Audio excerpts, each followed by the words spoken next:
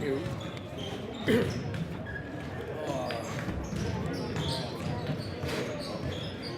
Who do you got tonight? Got Mick Gophers winning. I do too. Did you have Notre Dame last night? Really? I had Georgia.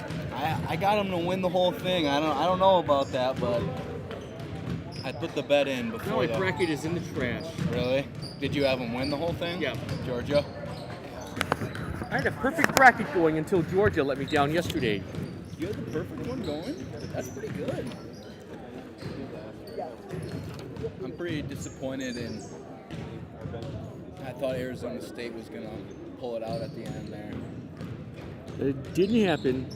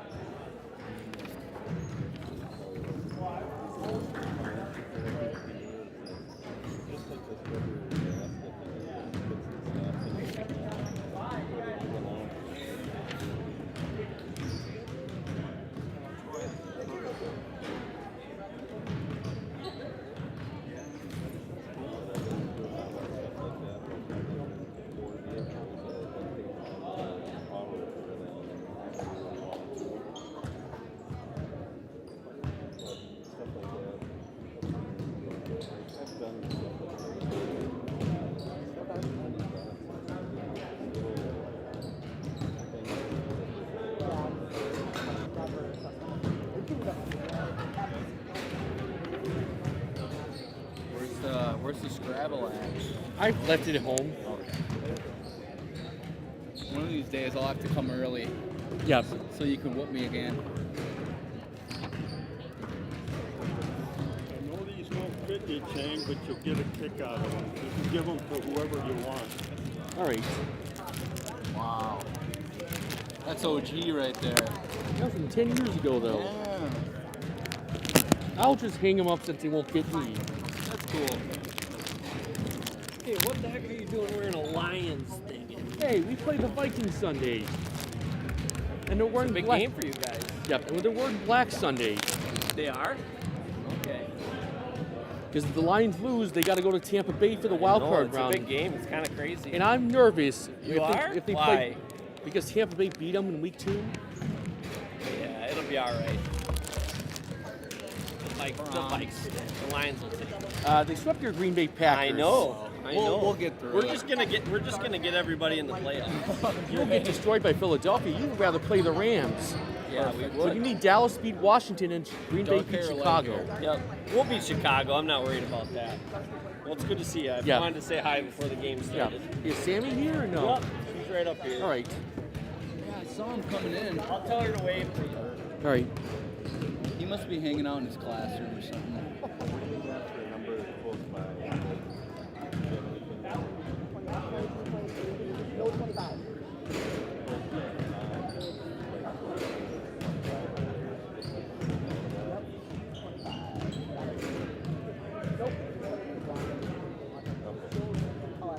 That's a long list for GET's JV roster. What do they got? I don't know if I can get this done in time. I believe.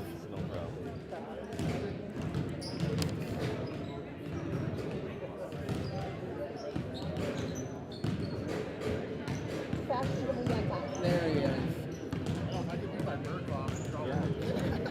Who do you got winning, Vikings or Lions? I got the Lions, I hope so. but it's gonna be a good game. I think it's gonna Yep. be really, really close. And it's crazy to think that the loser has to go play an away game. I know, right? Being, how many wins do the Vikings have? 13? 14. Wow. That's a shocker, honestly.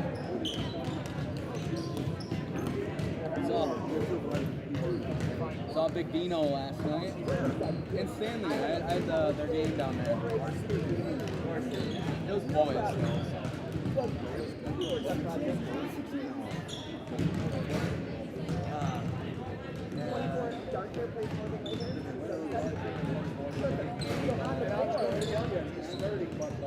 Whatever reason, he runs like 14, 20.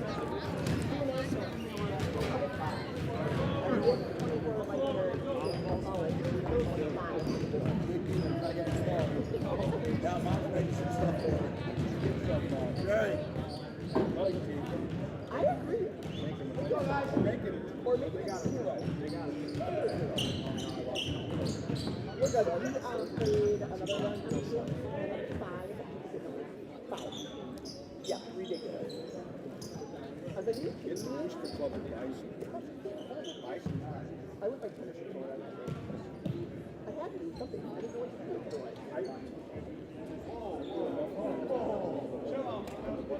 Oh, cool.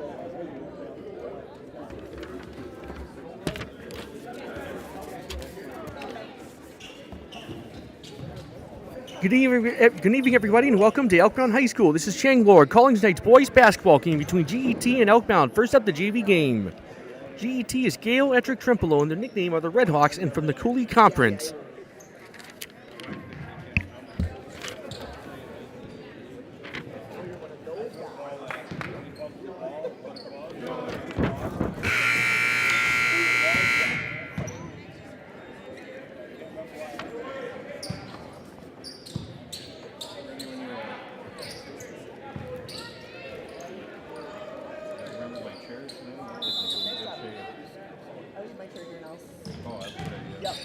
And we are underway. GET won the tip-off. Rebound! And a 3-point ready for the Red Hawks. That was made by Thel.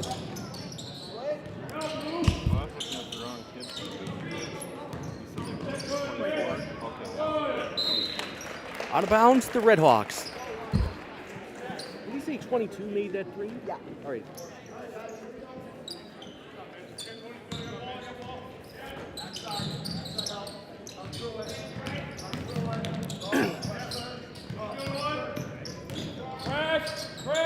Good spin around, and the basket good for Herman. It's already 5-0 Red Hawks.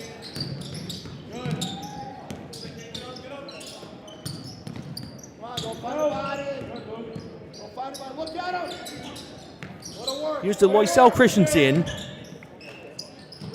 Jack Buchholz off the mark on the 3. Rebound by Thel. Up to his teammate. Herman spins around, missed it. Hey, pick him up! Pick him up!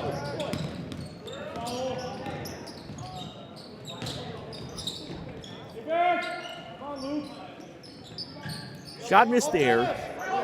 Loisel Christensen. Shot is good. It's now 5-2.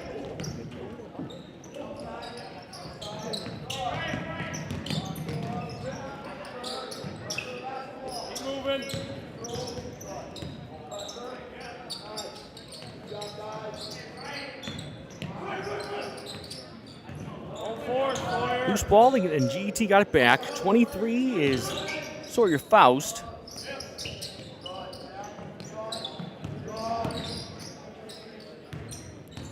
Let's do attack, Lou.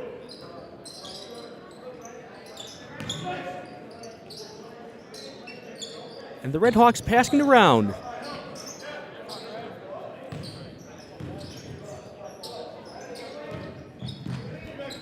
Red the floor, Red. Herman is open for 3, but missed it off the mark. Saviv the rebound. Red Hawks ball. Red, attack, attack.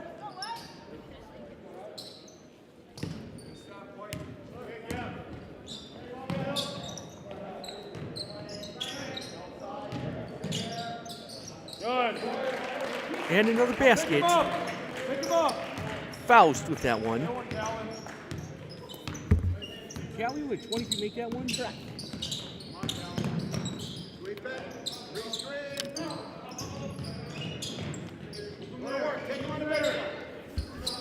Overshot, it was Loisel Christensen.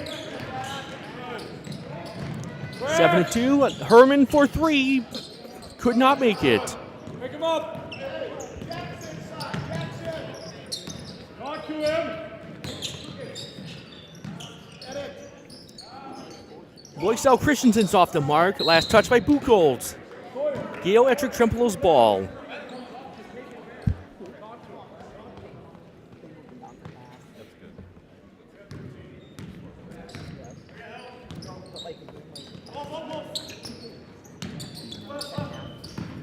Dell driving. Back to Herman. That's 5. Well, let's go. Lost the handle. Here's Brody Niven. Air ball. Loisel Christensen. Peyton Veith off the mark.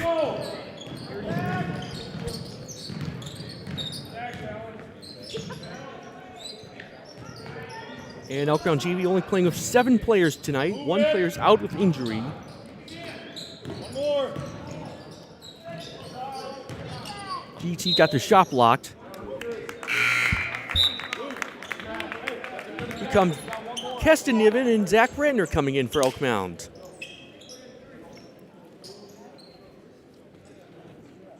Number 4 is Talon Fabian.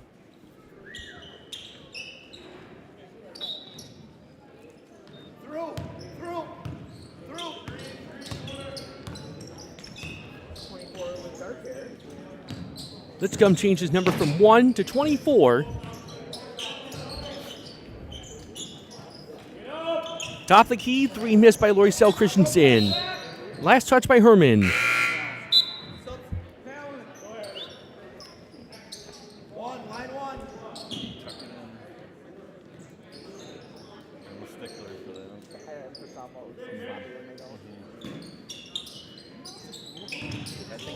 Brentner's fouled on the play.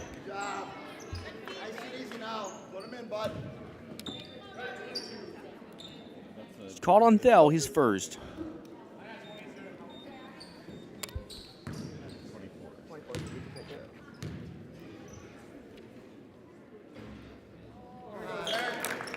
And he's cut the lead to 4.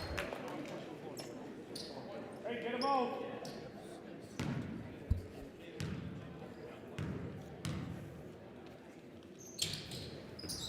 One for 2.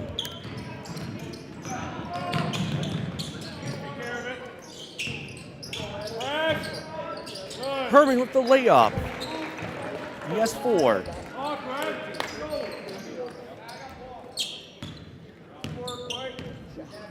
GV head coach for Gale-Ettrick-Trempealeau is Brendan Klisch. The GV head coach for Elk Mound is Dave Liu.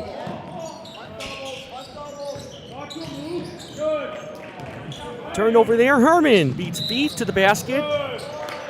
And it will count in the foul. He's up to 6 points.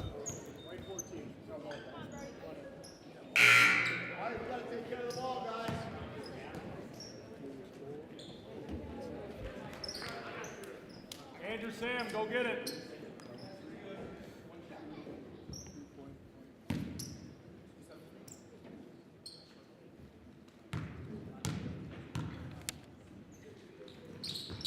He cannot complete the 3-point play. 11-3 GTJV. Keston Niven misses. The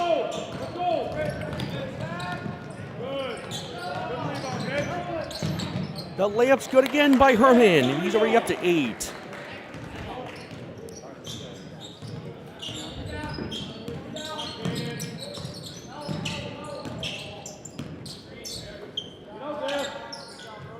Brody misses. Went off of Brantner.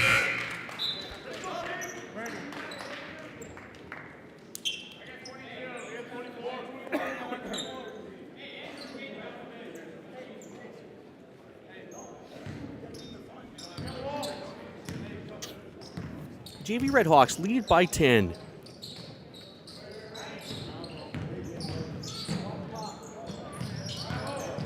Herman, who's got the hot hand so far. Here's the 14, Lee Bakken. I believe his family owns the Lee Bakken's rent-to-own store. Rebound, And missed there by Thel.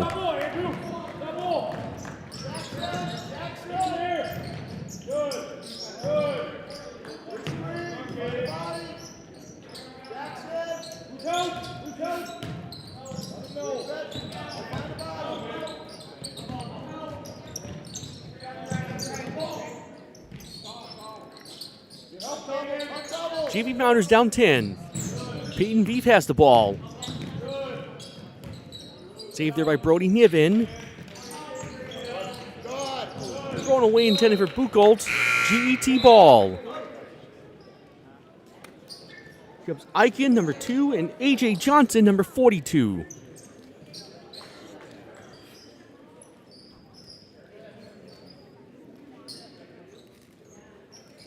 So you're only playing with 8 guys because 9 guys, they have 1 player out of injury.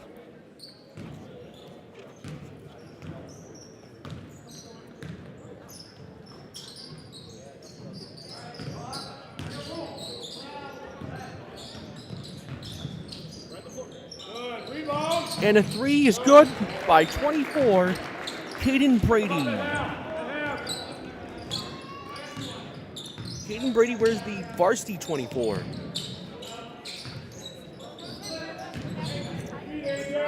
Missed there by Losell Christensen.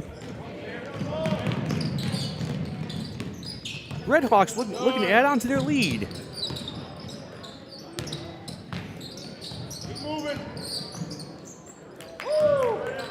And forced to turn over there. Keston in deep trouble there. It's going to be a jump ball. We'll stay with the Mounders. One.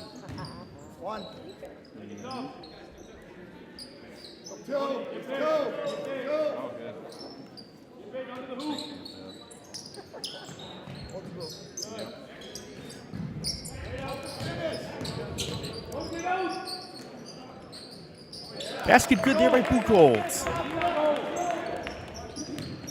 It's 16-5.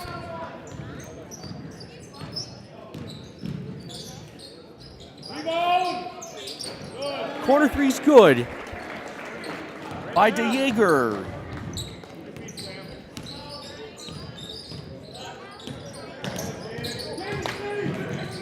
Keston is fouled right there. That's going to be called on Eichen.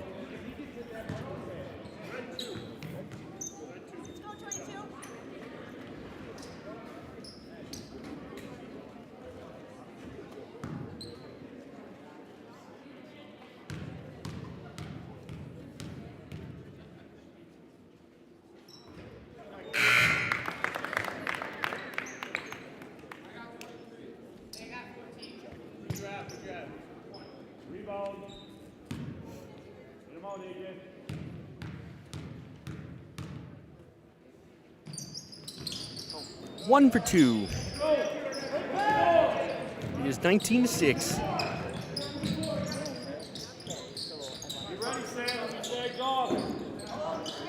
GET JV dominating so far as we pass halfway here in the first half. This was to 14 Lee Bakken. Lee Bakken drives, gets with the defense, then blows the layup though.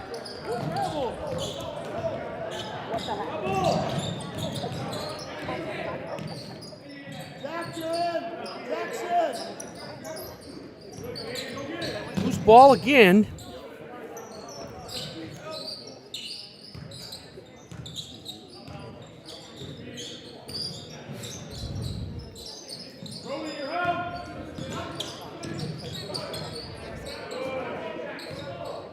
Here's Brody Niven. Got stolen away there by Brady. Good passing, but Herman can't save it.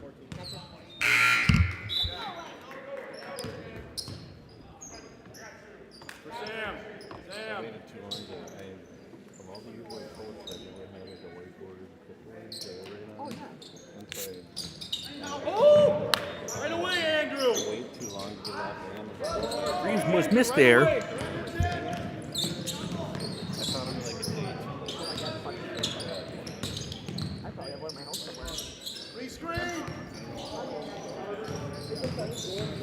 Looks like GET's going to make some wholesale changes at the next set ball whistle. Savi missed it. Loisel Christensen can't put it back in.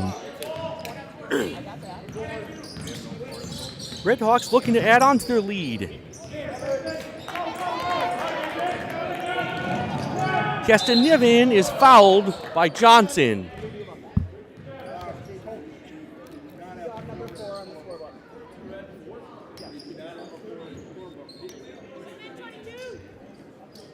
It's the team third foul on the Red Hawks.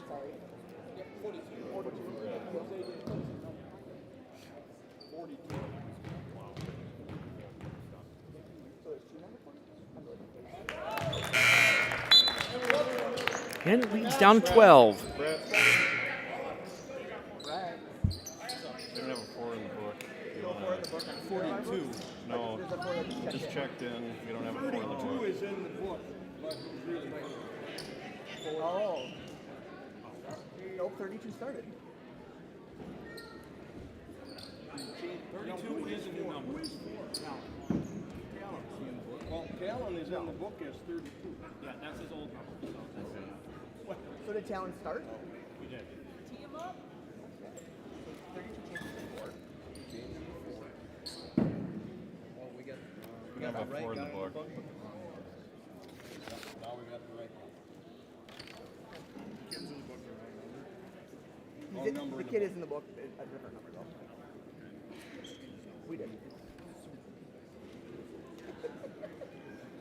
Yeah? I don't know. In Varsity it would be.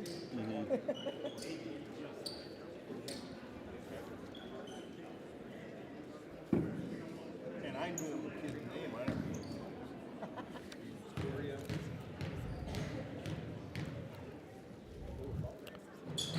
And Castanivin makes it both of them. It's down to 13. It was down to 14. Actually, should be 19 to 8, not 20 to 7. Oh. Yeah, 19 to 8, not 20 to 7. The foul was on Zavi.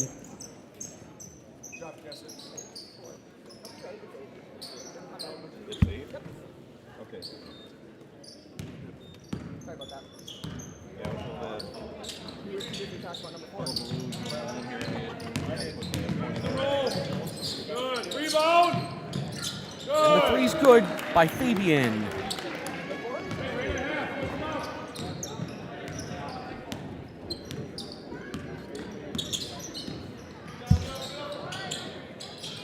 Scorekeeper should be 22 to 8, not 23. I also have 22 to 8.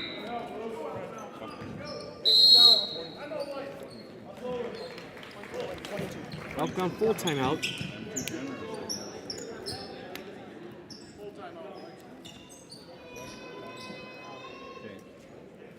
We're all boxed up here.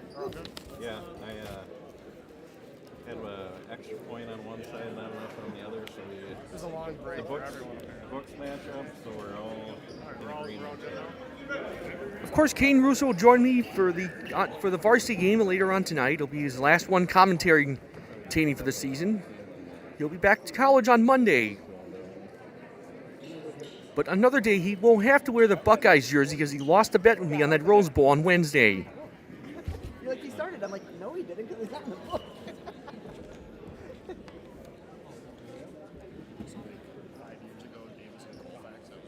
Yep. How'd that go over? They won anyway. Davis already did. That's funny. Coach's mistake. Oh, that's annoying. I put him in order. Yeah, that's annoying. Hey, one.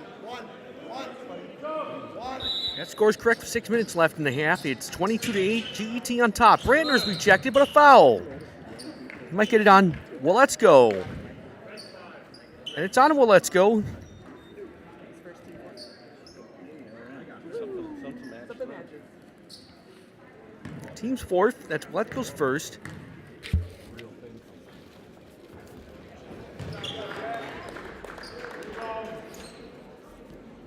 So we had Brandner making the first.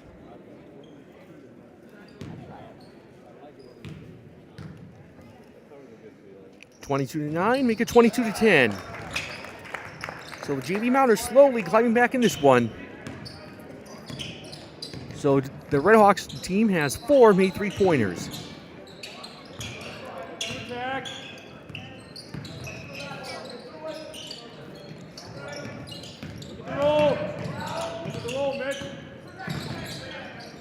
Herman spins around, passes it to his teammate.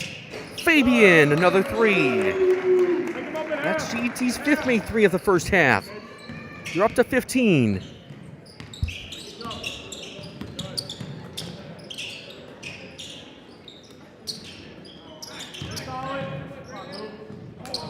Shot missed by Brandner, rebound by the Redhawks.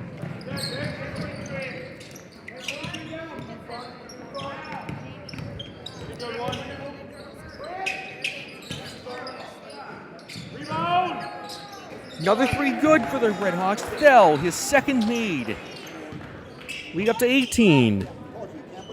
That's their 6th made 3 of the half. GB Redhawks threatening to pull away from this one early. Savi cannot finish. Rebound by Faust.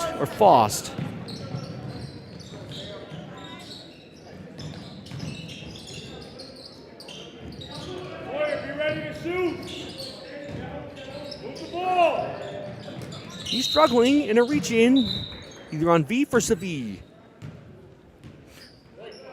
It's on Savi, his 2nd.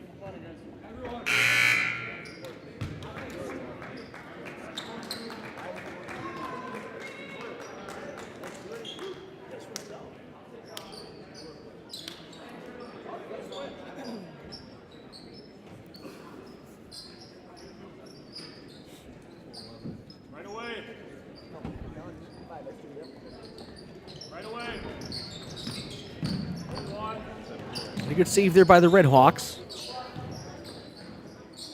That's DeJager with the ball. Now it's Brady with it.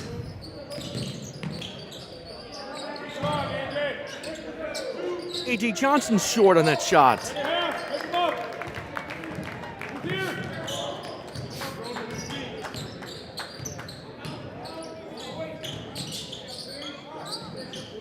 Buchholz with the 3. Beat back down to 15. That's Elkbound's 1st made 3 of the JV game.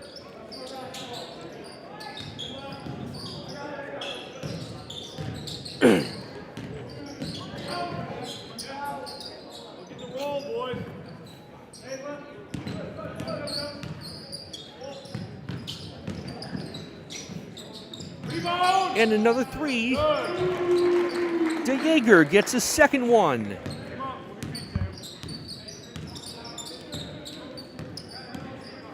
That's their 7th made 3 of the half. Answered back by Sam Heath.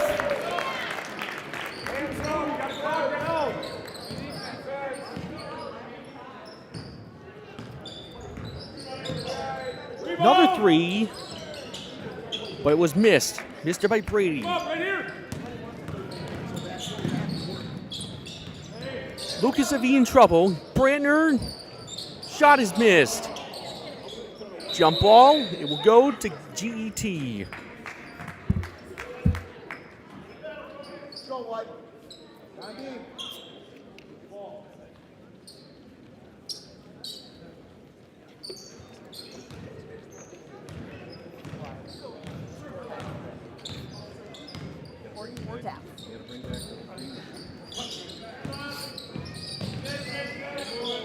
Here's AJ Johnson. Lost the ball.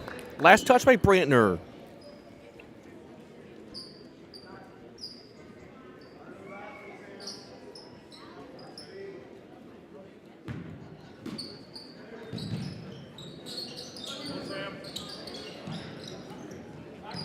Top the key 3 is good somehow.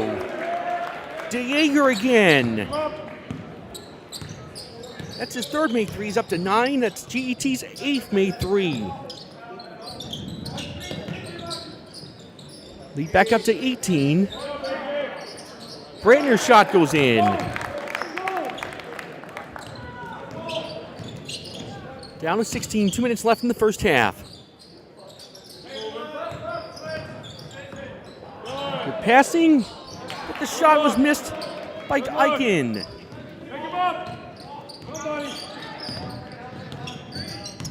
Zavi. Here's Peyton Veith. Go, move again. Go find the body. Your help, Andrew. Your help. Screen. Find the body. Three is good by Jack in the box, Buchholz.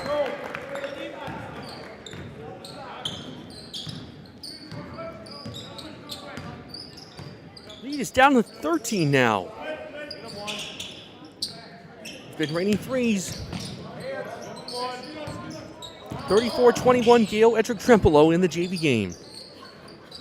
Up to Eichen. Good move to the lane, and the shot's good. Brady has 5.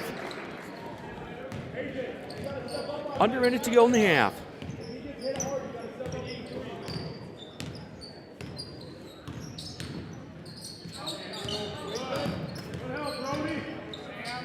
Heath is rejected by Johnson. Brandner gets it back, and he's fouled.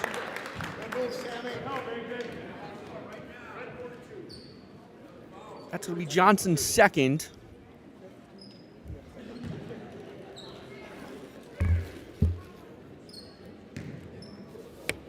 Kelly, I'm missing a foul for the Red Hawks. I got one on number 2. I have that. I got one on number 5. Yep. One on 22. That's the one I was missing. Okay. And then 2 on 42. Yeah, I got that. Okay.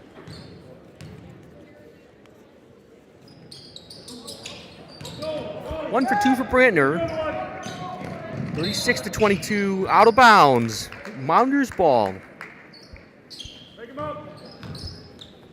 If the pep band is playing tonight, we will keep the mic on. If there's no pep band, we'll mute the mic during the pregame. Loisel Christensen has it. 3 is missed. And a good rebound by Eichen. This live stream is brought to you by Shields, Gear, Passion Sports.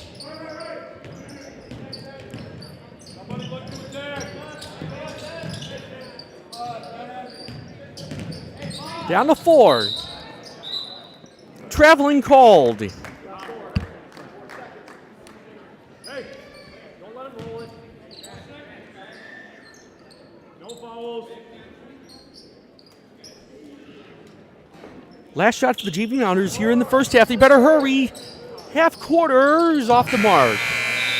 And we'll be back in 7 minutes. 36-22 Red Hawks.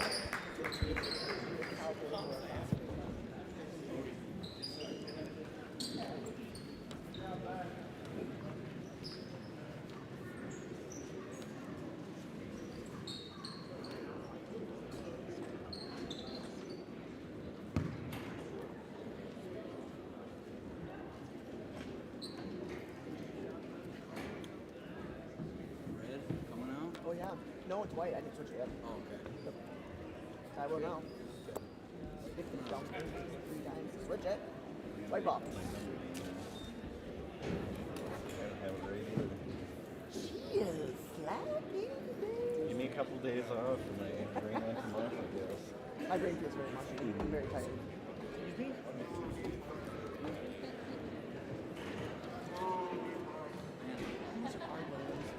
I don't even know if it's going to suit her. Is it actually there? Yeah, but it was a long time ago. Oh, gotcha. Well, your quarterback, that's a quarterback number. I'm guessing a wide receiver. Oh, what's your I think. I know. Took a vacation in a week.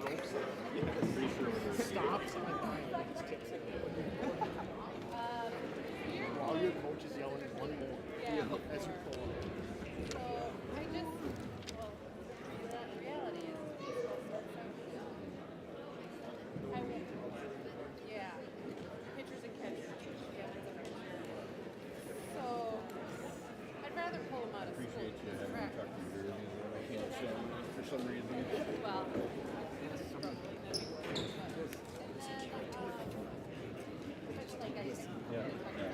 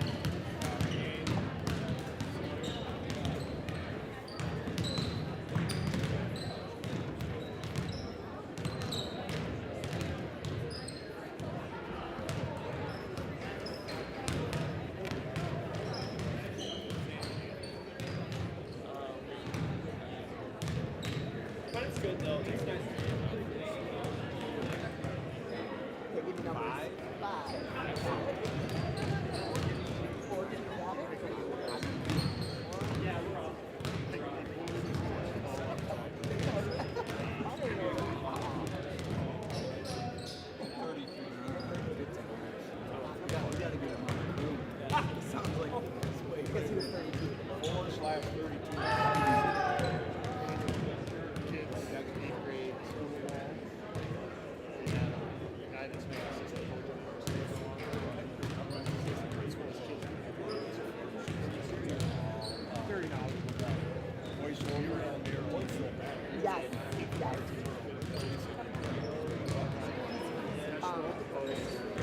He comes up with one. Like, something he hasn't talked to him about.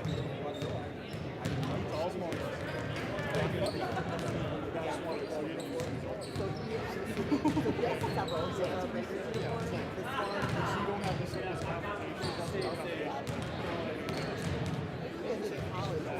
it's so funny. So he went to school with me, and I remember I used to go, oh gosh, he's like 38. It was like this guy. So, He was there for the baby.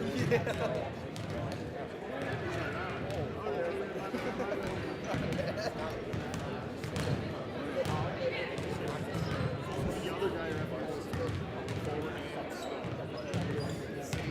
every day, like, that's a big team. You know, you can tell they took it seriously. He was so frustrated. He called it something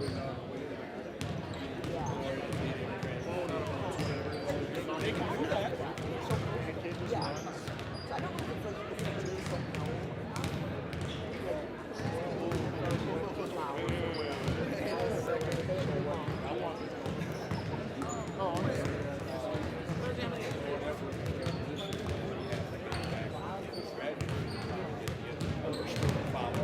Yeah, something like that. Right. Exactly. Yeah. 24. You guys checking in. 5, 24. 2 players are starting. Good job. 33. You'll be close. 31, 11, and 21. Nice work, boys. Assistant coaches right there.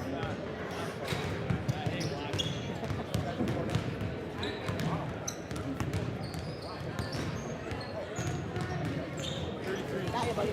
Yep. Thank you.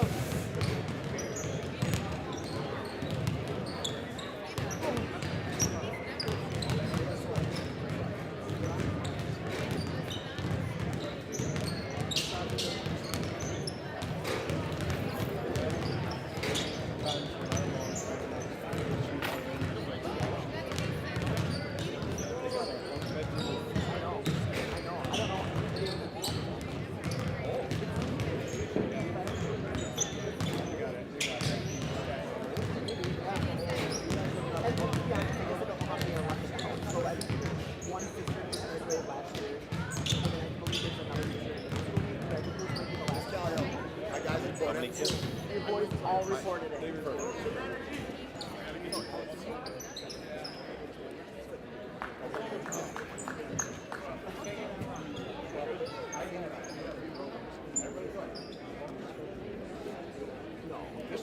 Oh, dang. It's like when you don't check the guys' numbers. You just check there's no duplicates. They got to know that's fine. That's what you check. Oh my God. You gotta go right up. Yeah. Even 15 that had Yeah, that's happened here too. Yep. Yep.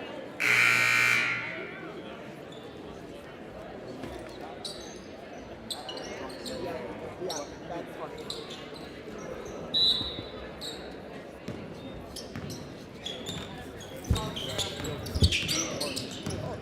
And second half underway, here is Litchcomb, who misses the 3. I believe the only player out tonight for Elkbound is Mason Moore, number 4. He is out of an injury.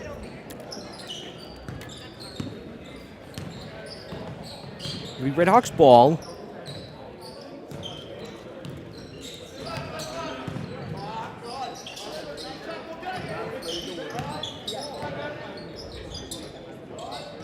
(36-22) GET JV on top.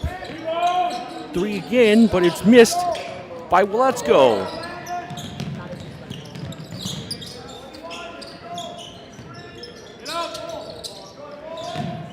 Brandner short. Well, let's go. Makes the rebound. Driving, shot is short, putback missed. Both times missed there by Faust.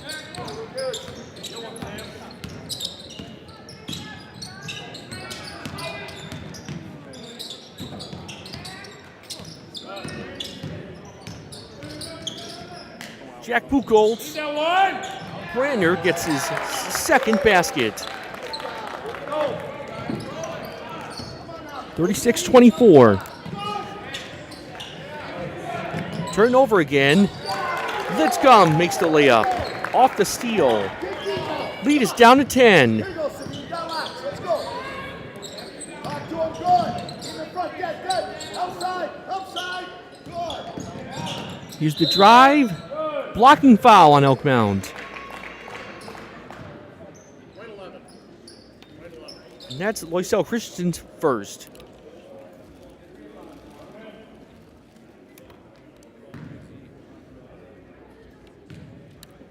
At the line is Sawyer Faust.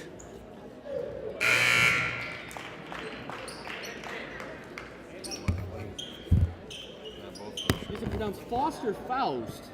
For 23. Faust, okay.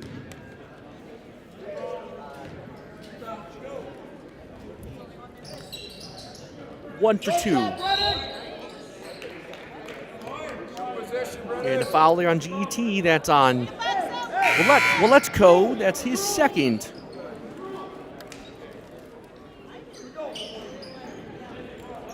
(37-26). Remember, this was a 18-point lead for the JV Redhawks.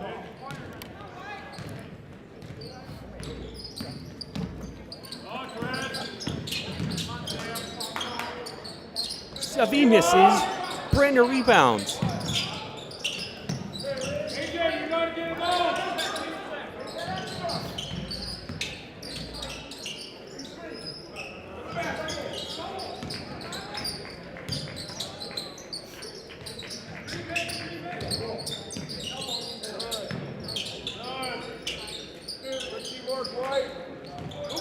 Turned over. Last touch by Buchholz. Actually, no. It went off of 24 Brady. Hey, get another one. Here we go, White. Kane and AJ. Hey, you guys got to get him out. You guys got to get him out.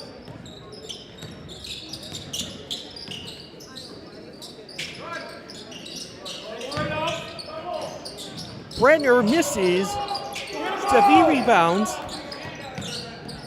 Top of the key three. Missed by Buchholz. Demo! It was out of bounds before the timeout. Mounders ball. Hey, get another one. Get another one. Force him out, AJ. Go get it. Go Loose get ball on the floor. Loisel Christensen saves it. Savi will blow it. Brandner fouled from behind. Guessing that's on Eichen. It is on Eichen. Well, let's go. It's on Let's Go. His third already. His third, though? Okay, we got a problem.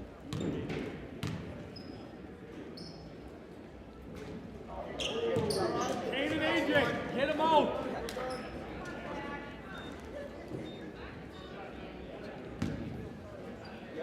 Our number 2 has 2 balls. Our number 5, I mean, has 2 balls. He missed both of the free throws.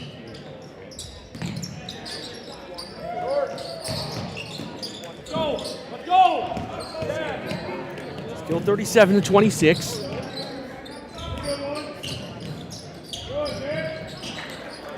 Knocked away. Still Redhawks ball.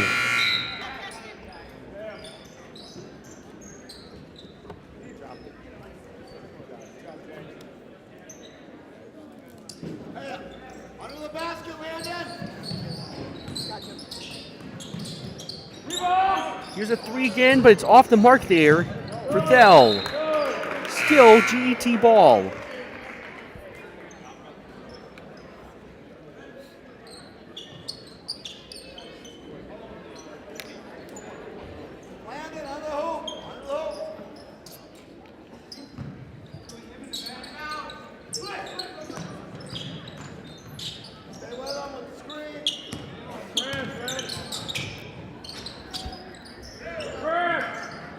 And the three's good again. DeJager. Get out of guard. Let's go. That's his fourth made three, and he has 12. 40-26.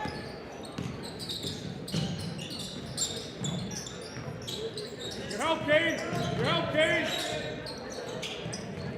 Rebound. Loisel Christensen off the mark. Go get it. That's going to be not over and back.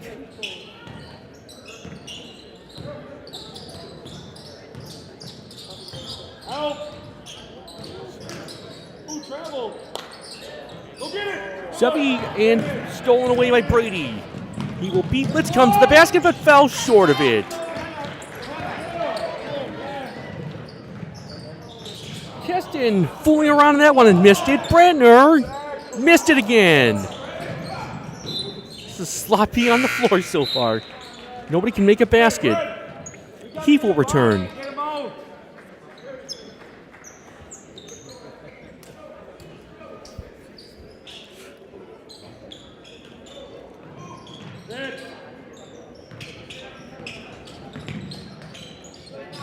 Brandner, no. Let's go. Rebound there by Eichen. Taken by Let's-Go. Corner three is short. Another try. He fakes out the defender into the paint. Cannot finish.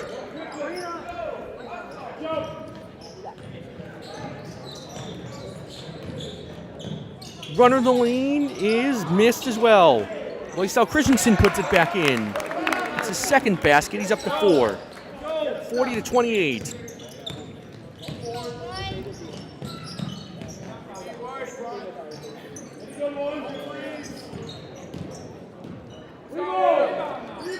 Long three's good. DeJager. That's his 5th made three, and he's up to 15. That's GET's 10th made three of the game.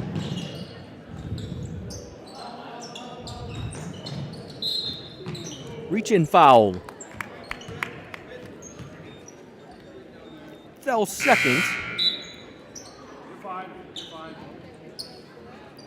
Yep, so Let's Go still has 2 fouls.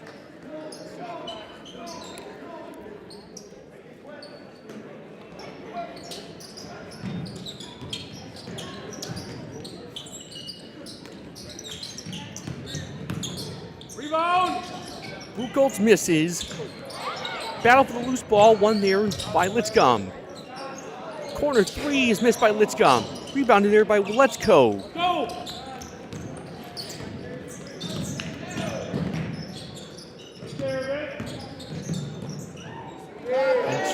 Brady's shot got blocked. Double.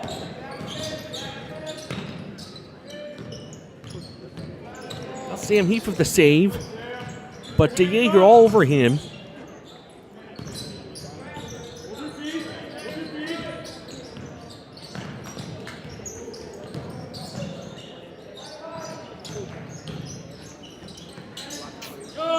Stolen by Brady.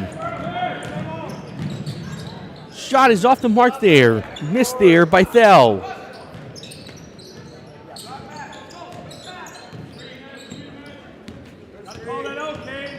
Landon Litzcomb gets blocked there by Faust.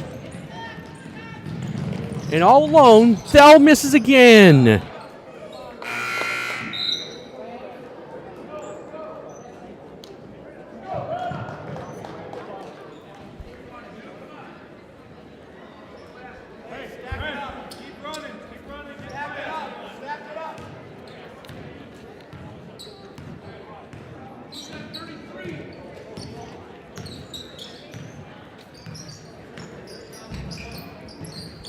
Here's Buchholz, got rejected, but a foul. They might call on Brady.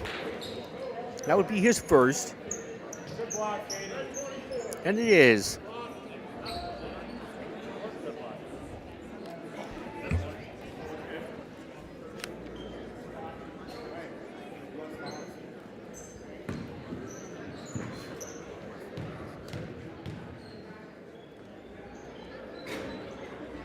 Hey, we got a rebound, Red. Another miss there.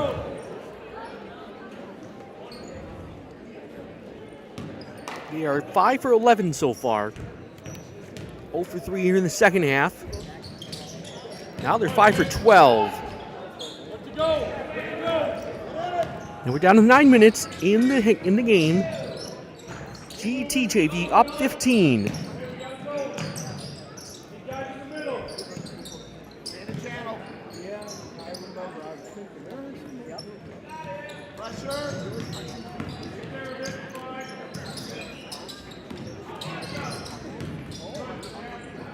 Another corner three, but it's short there for Faust. Mounders ball. It's Appledinger. And they're related. They're related. That is so funny. And we Take had your help. Appledingers in Mondovi, or in Menominee, we got 33. Move your feet, Kane. Good. Yep. So funny. Here's Sam Heath to Buchholz. Shot is missed again. Nothing's gone in for Elktown here in the second half. GET looking to pull away here. Caden Brady, short. We are past halfway here in the second half.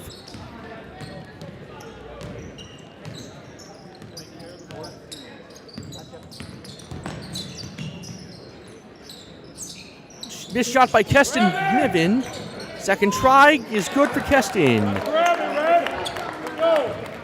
43 to 30.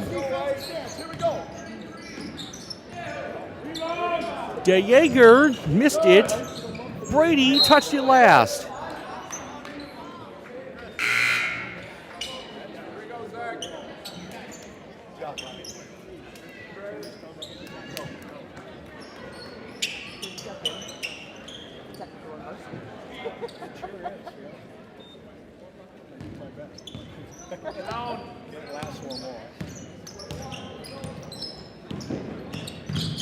Good, Brody, get back.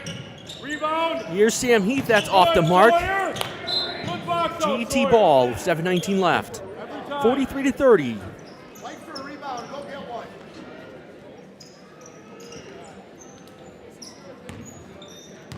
Get a good one. Hey, we got get it out in the middle. Get it out. Don't camp out there, Sawyer. Wide open three there. Missed there. 14, Lee Bakken. Lee Bakken missed another one.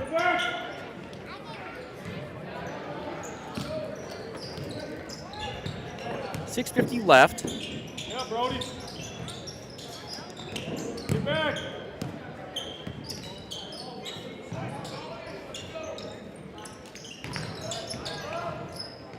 Zevi to Brantner, reverse layup, short. Let's go. Well, let's go. Makes the rebound. Good passing. Well, let's go for three, and it's missed. Brantner gets the rebound. Right here.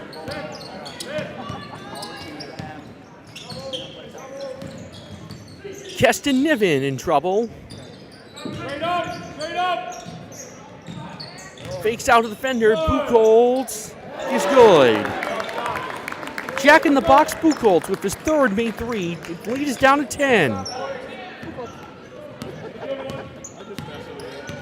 Channel.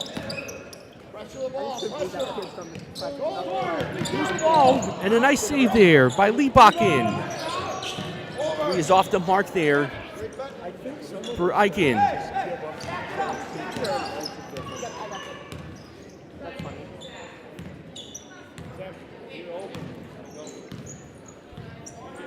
.5:30 left. It's a 4-possession game.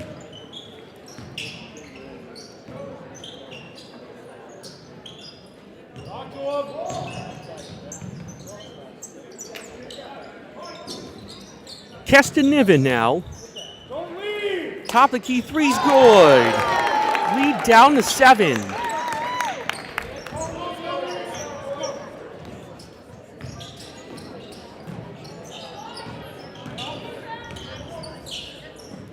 Remember, this JV Mountain team was down 18 at one point. Off the side of the backboard.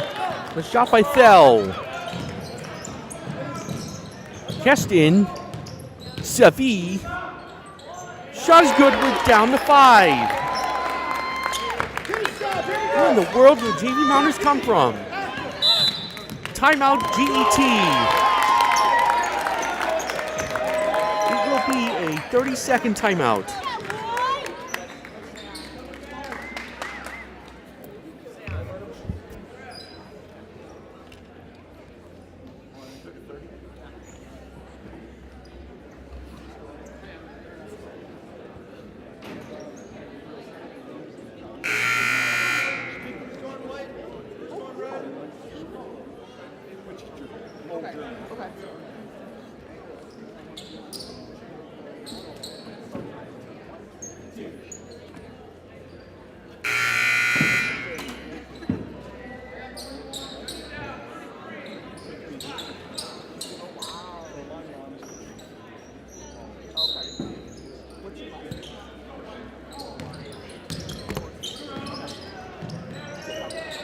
GT has the ball. They have 4 timeouts left.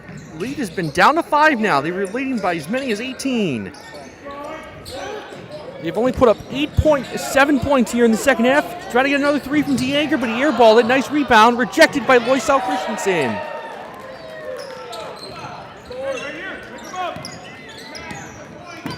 Looks like GET's now cool off here in the second half. But Elkbound running out of time here. It's still a 2-possession game. There's a strip there. He's going to lay it in, but he blew the layup. It is GT ball. Steal there by Liebachen, but couldn't finish the layup. 3:55 left.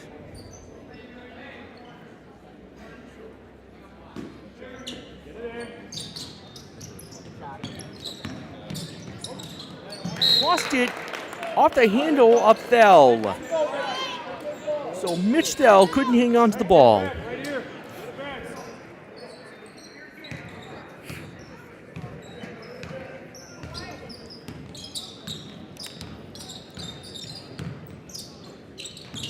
Here's Litzcomb.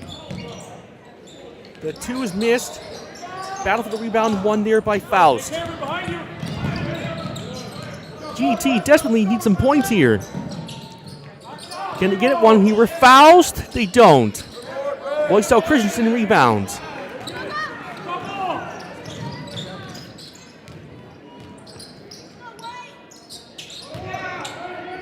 Loisel Christensen in trouble and a double and a travel. Hey, Red, Red. Hey, there's a lot of energy out of the wings now. Come on.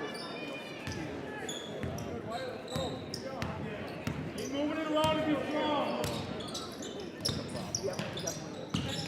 Be strong, you know what's coming. Pressure, pressure, come on. Come on, pressure. In trouble now is Thel.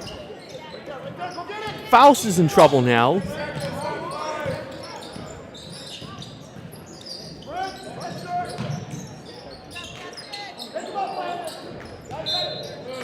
Loisel Christensen picks up the foul. That's his second. Only the team's second. Guys got to match up. We're going man.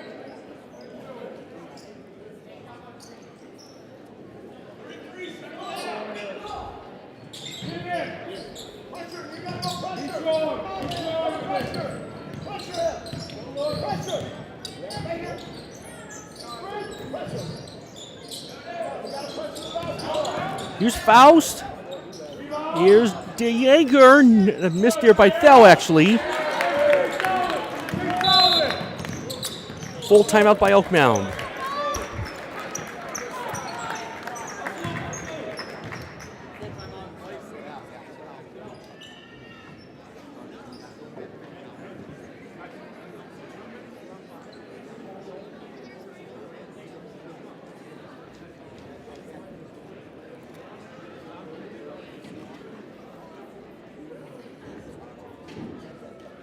We are now going to look at the preview of tonight's varsity game between Gale-Ettrick-Trempealeau and Elk Mound.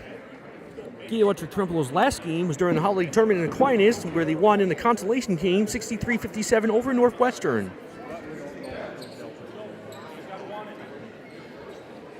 Your leading scorer that game last week was Mason Brown with 20. He had 2 make 3-pointers.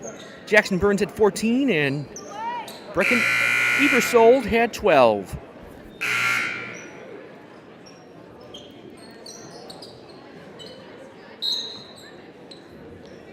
And Elkmound's coming off a 71-61 win over Altoona last Friday, and here's a 3, cannot make it by Buchholz.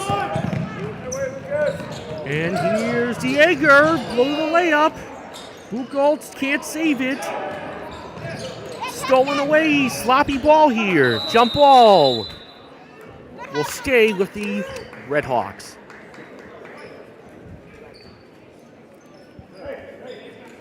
Lead scorer was Logan Jerome 16, Kale Knudsen 15, Zach Robinson 13, and Vic Miller 10. Right away. Lock on. And Elkmound is 5-1 on the year.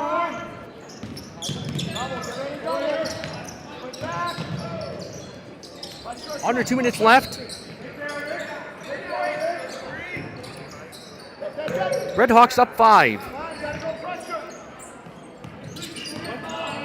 GET is 1-1 in Cooley Conference play.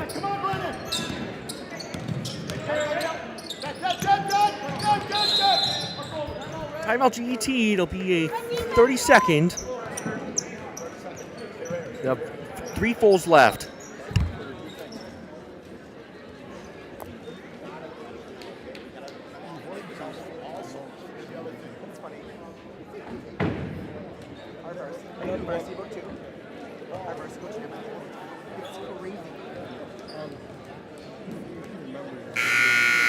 Last season, Elkmound went to GET and beat Gale-Ettrick-Trempealeau 65-60 on December 22nd of 2023. But GET got the last laugh as they beat Elkmound in the sectional semis in Arcadia March 7th, 2024, 61-55. Our ex-coach.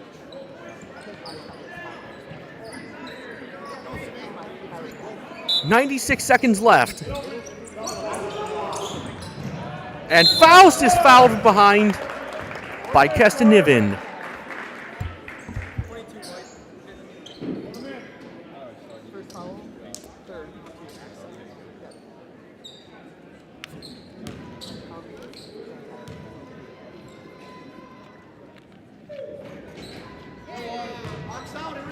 Well, that's a crucial free throw they missed there.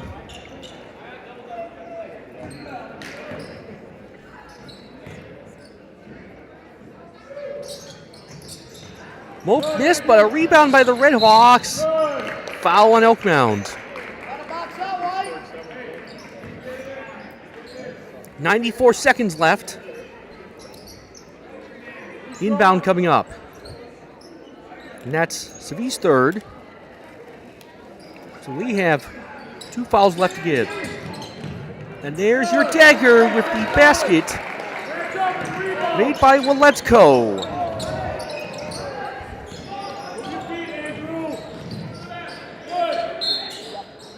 And an unnecessary foul there by 14. Let Liebach in his first. You're fine. Excuse me, does Andrew Liebach's family own the Liebach's rent-to-own store? No, there. Oh, darn it. Andrew, you gotta help backside. Go They got a shooter. They're down 7, and they throw away there. Well, let's go. Got it taken away there by Savi. Down to 64 seconds. Faked out. Buchholz. 3's missed. Loistel Christians can't get the handle. Here's Keston Niven. 7-point lead for the Red Hawks. Rebound. Short on that 3 by Keston Niven. Red Hawks ball with 46 seconds left. Hey, gotta be strong here. Sam, back here. Sawyer, back here. Get open, you two. You ready to go? And stolen away there. Keston took it away. Blitz come.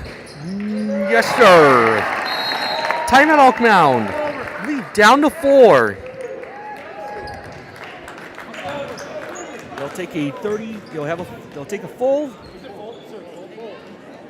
2 30-second timeouts left.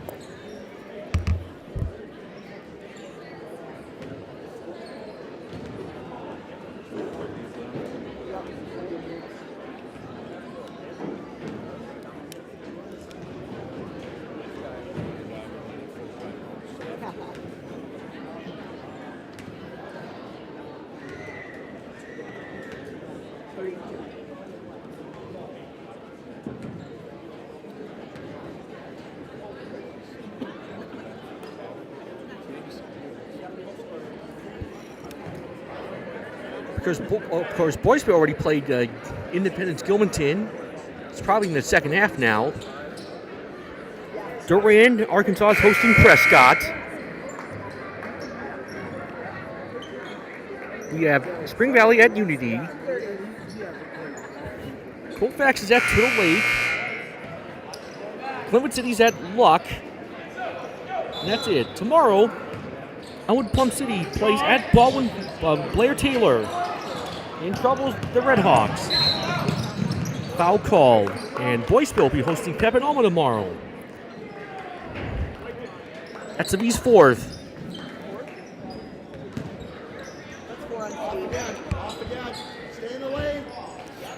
They have one foul left to give, with 28 seconds left, though. And he's fouled out now.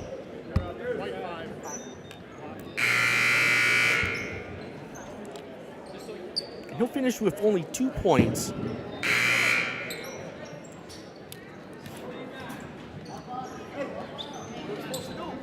(45-41), no fouls left to give for the Mounders. Next foul will put GET in the bonus for the remainder of the game. A lot of time coming off. Heath will get called for the foul. Is that on? Yep, on Sam Heath. His first 1-1.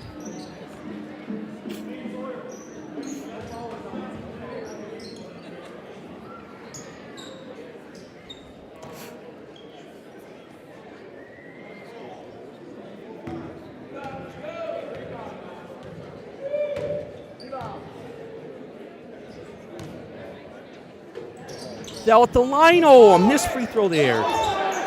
Got a sense of urgency. Buchholz to cut it to 1, no. And that's just going to do it, and GET will hang on for the win, 45-41. GET Redhawks winning over the GET Mounders. We'll return in 15 minutes, and now we'll let you listen to the pep band.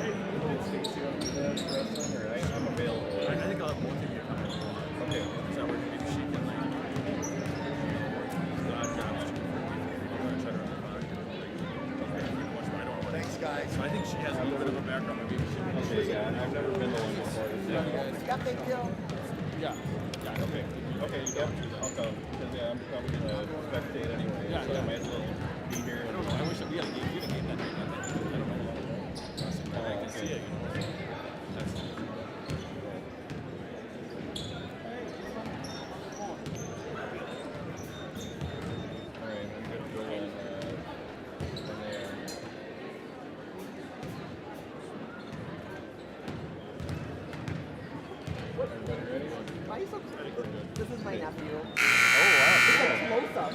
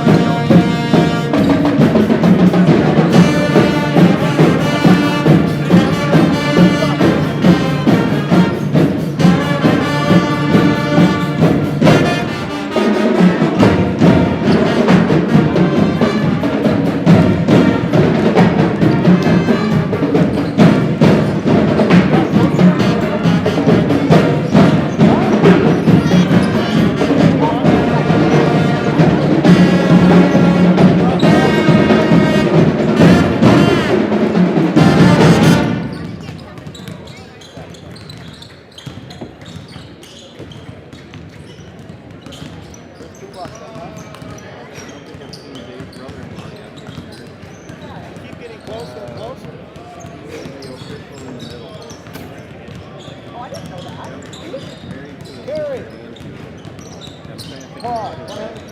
Whenever you get a second.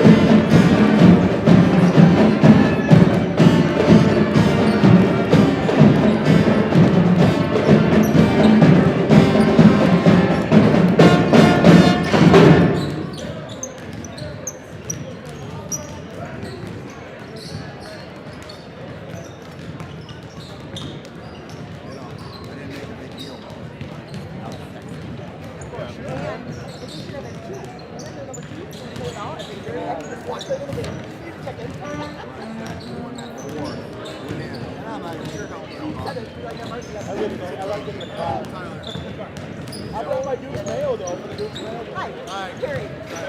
Good to see you. Yeah. I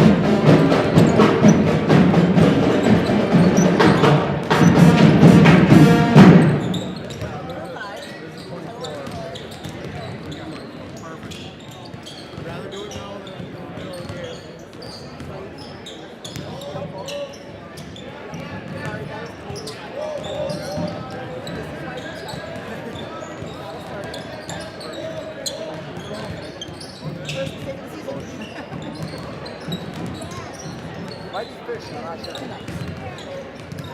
I don't know.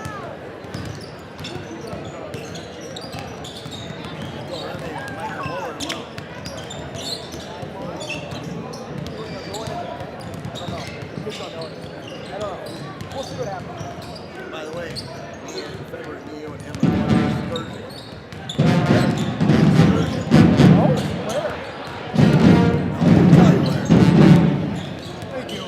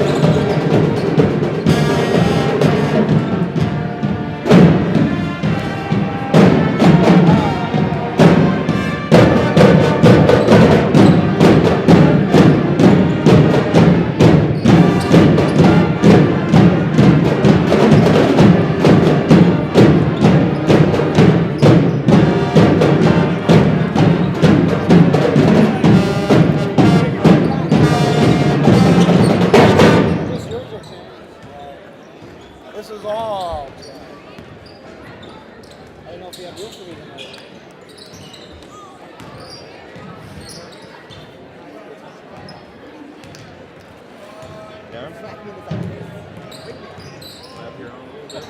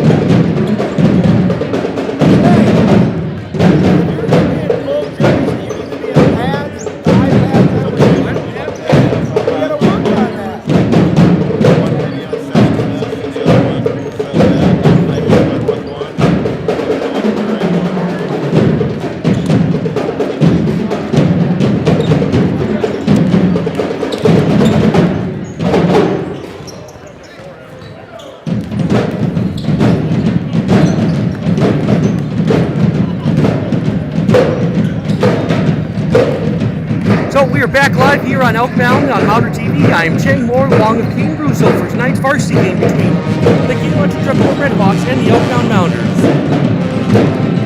So Caden, welcome back, third and final time in the broadcast table. Yeah, thanks for having me again, Cheng. Love to be back. And you still have to wear a Buckeyes jersey in the near future. Yeah, the Ducks they got just dominated, so not excited to wear an Ohio State jersey, but hopefully I'll wear it well. So tonight we got GET and Mound, and you split both of the meetings last year. You took the regular season meeting, but they got you at the end in the sectional semis during media. Yeah, they got us in sectionals in a very close game, and we got them at home earlier, mid in the season last year, but both games were really well played, so I can't complain about that. Right, we'll get the starting lineup in just a bit, but first the national anthem. Here's our P announcer, John Chisholm.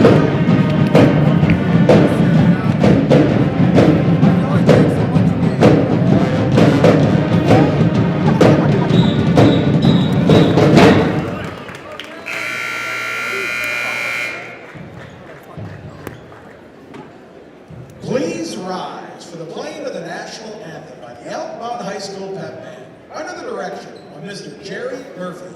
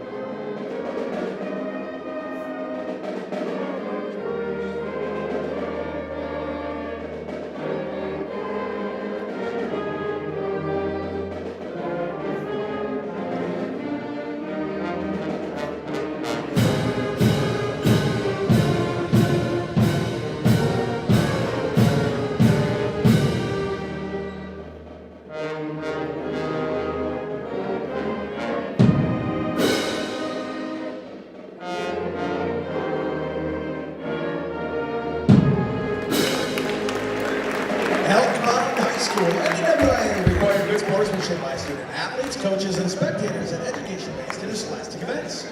We request your cooperation in supporting the participants and officials. Profanity, racial, sexist, or ethnic comments, or other intimidating or daunting actions will not be tolerated and are grounds for removal from the site of competition. Please enjoy the game in a positive manner. For the safety of players, coaches, and referees, we ask that spectators remain in the bleachers during gameplay. Please refrain from crossing in front of the benches or under the baskets. Thank you for your cooperation.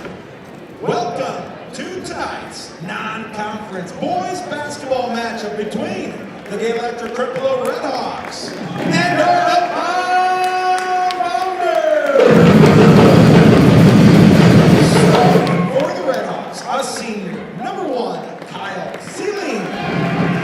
A senior, number 5, Jackson Burns. A junior, number 10, Mason Brown. A senior, number 12, Brenton Eversole.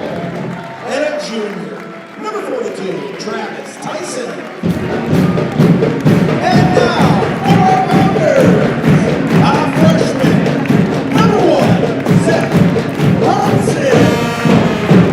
A senior, number 3, Hope Jerome. A senior, number 4, Ed Knudsen.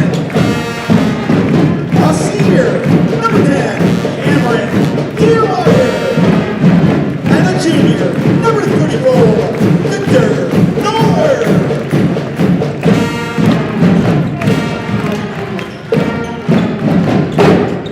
GET is coached by Ian Anderson, Mound by Dennis Arneson. So it's pronounced Sealing, not Siling. We'll go by what Chisholm says. So you're ready for this one? Yeah, hopefully it's another good game we get to call, Chang. I think what's our third one together now over the last couple weeks, and all the games have been really well, so hopefully looking forward to another good one. 2 seasons ago, though, they took both of your meetings on this court. Yeah, a couple of disappointing games a couple of years ago, and then a couple really fun matches last year, so hopefully this season they can have good success against GET. And of course, let's see, Elkmound's next game, I believe, be on the 10th, I believe, against Spring Valley. I'll be the colored commentator for that game as Dan Stashik's the play-by-play guy for Spring Valley. Here we go, Redhawks win the tip-off, look out! Oh, what a strip there by Deermeyer, preventing this layup. Yeah, you could tell that was a setup tip-off play from GET, kind of an offensive tip-off, and just trying to get the ball to the basket as soon as they can, but good job by Deermeyer getting back and taking the ball away from GET. This live stream is brought to you by Shields Gear Passion Sports. I'd like to give a shout out to Blaze Todd, who is a fireman who also worked at Shields before. You remember Blaze Todd? I do remember Blaze Todd, yep. Corner 3, Logan Jerome off the back iron. Oh, wow, Caden. I swore they were going to call Zeb Robinson for the foul, but called Burns for the travel. Yeah, I didn't see too much contact, but I did see a little slide of the feet, so I think it's a good call there at travel. Victor Noller backs out. Here's Kale Knudsen.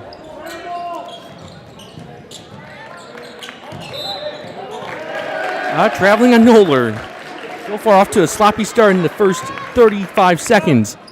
Yeah, a couple of turnovers here early on, but both teams will settle down, and hopefully Elkmound get some offense going next time they're down the court. So here's the next possession for the Redhawks is Brown. Ebersold.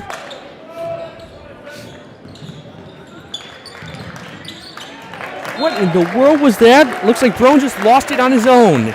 Yeah, I think he was anticipating that number 12 Ebersold was going to cut to the rim, and I thought he was going to as well, but just not great communication there and led to a not really timely turnover. This is the first game of the 2025 year. This is January 3rd, 2025. Victor Noller off the backboard, short. Rebounded there by 12, Ebersold. Here's the Redhawks back the other way. Corner 3, Tyson missed it. Gets his own rebound in the paint. Oh, no. Here's Cam Deermeyer. Kale Knudsen. Nice assist to Noller, but he's short. And here comes the Redhawks back the other way. We don't have time to talk here. They're already up to the other side of the court already. They're going to call a foul on Elk Mound's called on Zeb Robinson his first. Yeah, I think he was a little late sliding his feet over there, and Brown is just quick enough to try to get to the hoop and forced a foul on Zeb. Oh my goodness, a missed basket there by Ebersold. Too strong on that shot. Here's Diermeyer, lost it. Redhawks ball. Sloppy so far in the first minute and 50 seconds. Yeah, we've seen this. We've seen this before. Just need to slow down a little bit. Both these teams are really pretty good teams, so they'll settle down here soon, and hopefully the turnovers. Hopefully they stop here really soon. And this is number 1 ceiling. Here's Brown. Let's see what the Redhawks set up here.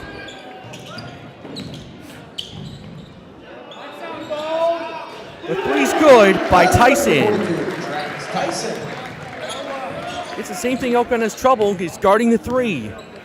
Yeah, I think they've since they went to man this year, they've done a little bit better job than we did last year at allowing some threes, but they've still allowed probably a little bit too many more threes than they would have liked. But hopefully in this matchup, the key is definitely going to be to stop the 3 tonight against GET. It was a pretty good offense. Jerome Noller, reverse layup is good. Noller for 2. How about that play by Noller? Yeah, really, Victor was able to finally get a bucket to go there. Really nice pass, though, by Logan to set that play up. 3-2 Redhawks. Shot good there by Tyson. He's up to 5. People said Brown is the leading scorer, but look out for Tyson, the center, as well. Yeah, Brown is a really good junior. He was second leading scorer last year, I'm pretty sure, behind Cody. But he's a kid that can score the ball a bunch. I saw he had 44 in a game earlier this season. But I'm sure any of these kids here for GET can get the ball and put it in the hoop. And here's the Redhawks after that missed layup there by Robinson. Tyson's on fire. He has all 8 points, Tyson. Yeah, he's hot. We're gonna have to get a hand up or just maybe try to just get really close to him. And thought that was gonna go in for Zeb. Good aggressive shot there by Zeb. Oh my gosh! Sealing missed a layup there. Yeah, I think he thought he had someone trailing on his backside there and just got a little scared. Didn't take it as confidently as he probably would have wanted to the hoop. And a 3 there is good by Knutson. Goes back to where we left off from last Friday. Yeah, really good shot there from Gale. Obviously, pretty deep shot, but very good aggressive shot. And I know he can make those, and he knows he can make those. So really good shot, really good confidence from him. The 3 was missed there by Ebersold. Turned over, look out. 3-on-1. Foul on Knutson. I guess that's not a bad foul there. He saw that Jerome was down, outmanned 1-on-3. Yeah, good foul by Gale. I think making him earn it at the line. GT did a good job on the defensive end, getting a steal and forcing a really bad pass there. But I think it was a good foul on Gale. Jackson Burns, first free throw's good. Now for the Redhawks, number 11, Omar Jimenez. Jimenez comes in, number 11 for GET. These uniforms are a lot better than what they had 2 seasons ago. At least they have white numbers finally. Yeah, I don't know what they have 2 years ago, Chang. I can't. They had blue numbers. Blue numbers, yeah. I think I like the whites a little better. They match a little better. Here's the Zeb Robinson. It's 9-5 Redhawks. He must have missed the second, I guess. He must have missed the second. I think he did. Yeah. Here's Logan Jerome. So the Redhawks 1 for 2 at the line. Not a good pass there. It's stolen by Brown. Right back is Diermeyer. Knutson lays it in. Lead down to 2, but look out on the other side. Tyson, he passed it up there. It's Burns, reverse layups missed. Gets his own rebound and he puts it in.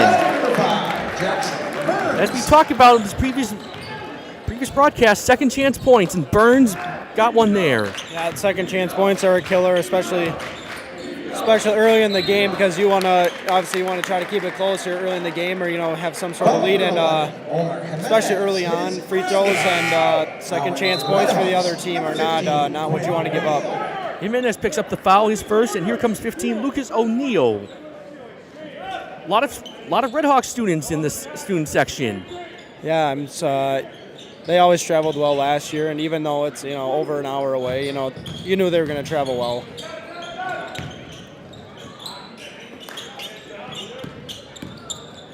Layup, Knutson again. He has 7. Got ourselves a back and forth battle so far. Let's see how the Red Hawks do on this possession. And we expected this game to be close all night, and it's living up to the expectations here early. And Jimenez's shot was blocked. Knutson gets it. Knutson, top of the key 3, gives him the lead. Timeout, Red Hawks. Knutson has 10. Yeah, Kale's got the hot hand right now. Watch out. I'd like to say a happy birthday to former Elk Mound football and basketball player Adam Gottschalk. Happy birthday, Adam. He graduated in 2014. His mother is Janet Weber, and his father is Paul Weber, the former principal. That was long before you came. Yeah, I remember watching him. He's part of the state team, right, Chang? I went to state in 2014. Yeah, I remember watching him then, yeah. Were you there? I did go to Cole Center that day, yeah. Where were you sitting at the time? Ooh, I'm trying to think. It was one of the, I think it was in the corner, on the first level, in one of the corners of the arena. I can't remember which one, though. Hard to believe that's going to be 11 years ago now. Yeah, it feels like it was just yesterday, being a kid, sitting with all my friends, cheering really, really loud. Always remember the super packed gyms back then. It was a really, really fun time when that team always stepped onto the court. And of course, on Thursday, we'll live stream our first wrestling meet. It's McDonald Elkbound Wrestling hosting Owen Withethorpe and Regis Altoona Wrestling, Raw Wrestling. That's really cool. Is that our first time live streaming a wrestling match? Yeah, it's really cool, and hopefully many more for wrestling for sure. It's a fun sport to watch. Only question is how we're going to keep a camera on 3 matches. We can only keep it on 1. Right. Yeah, I'm not too sure how that's going to work, but we'll figure out a way. Back to action here. GET's got 4 timeouts left, 2 fulls and 2 30s. So that's the Mounders' first lead of the night, 12-11. Driving inside, open 3, missed it by O'Neill. Oh, give it to Johnson.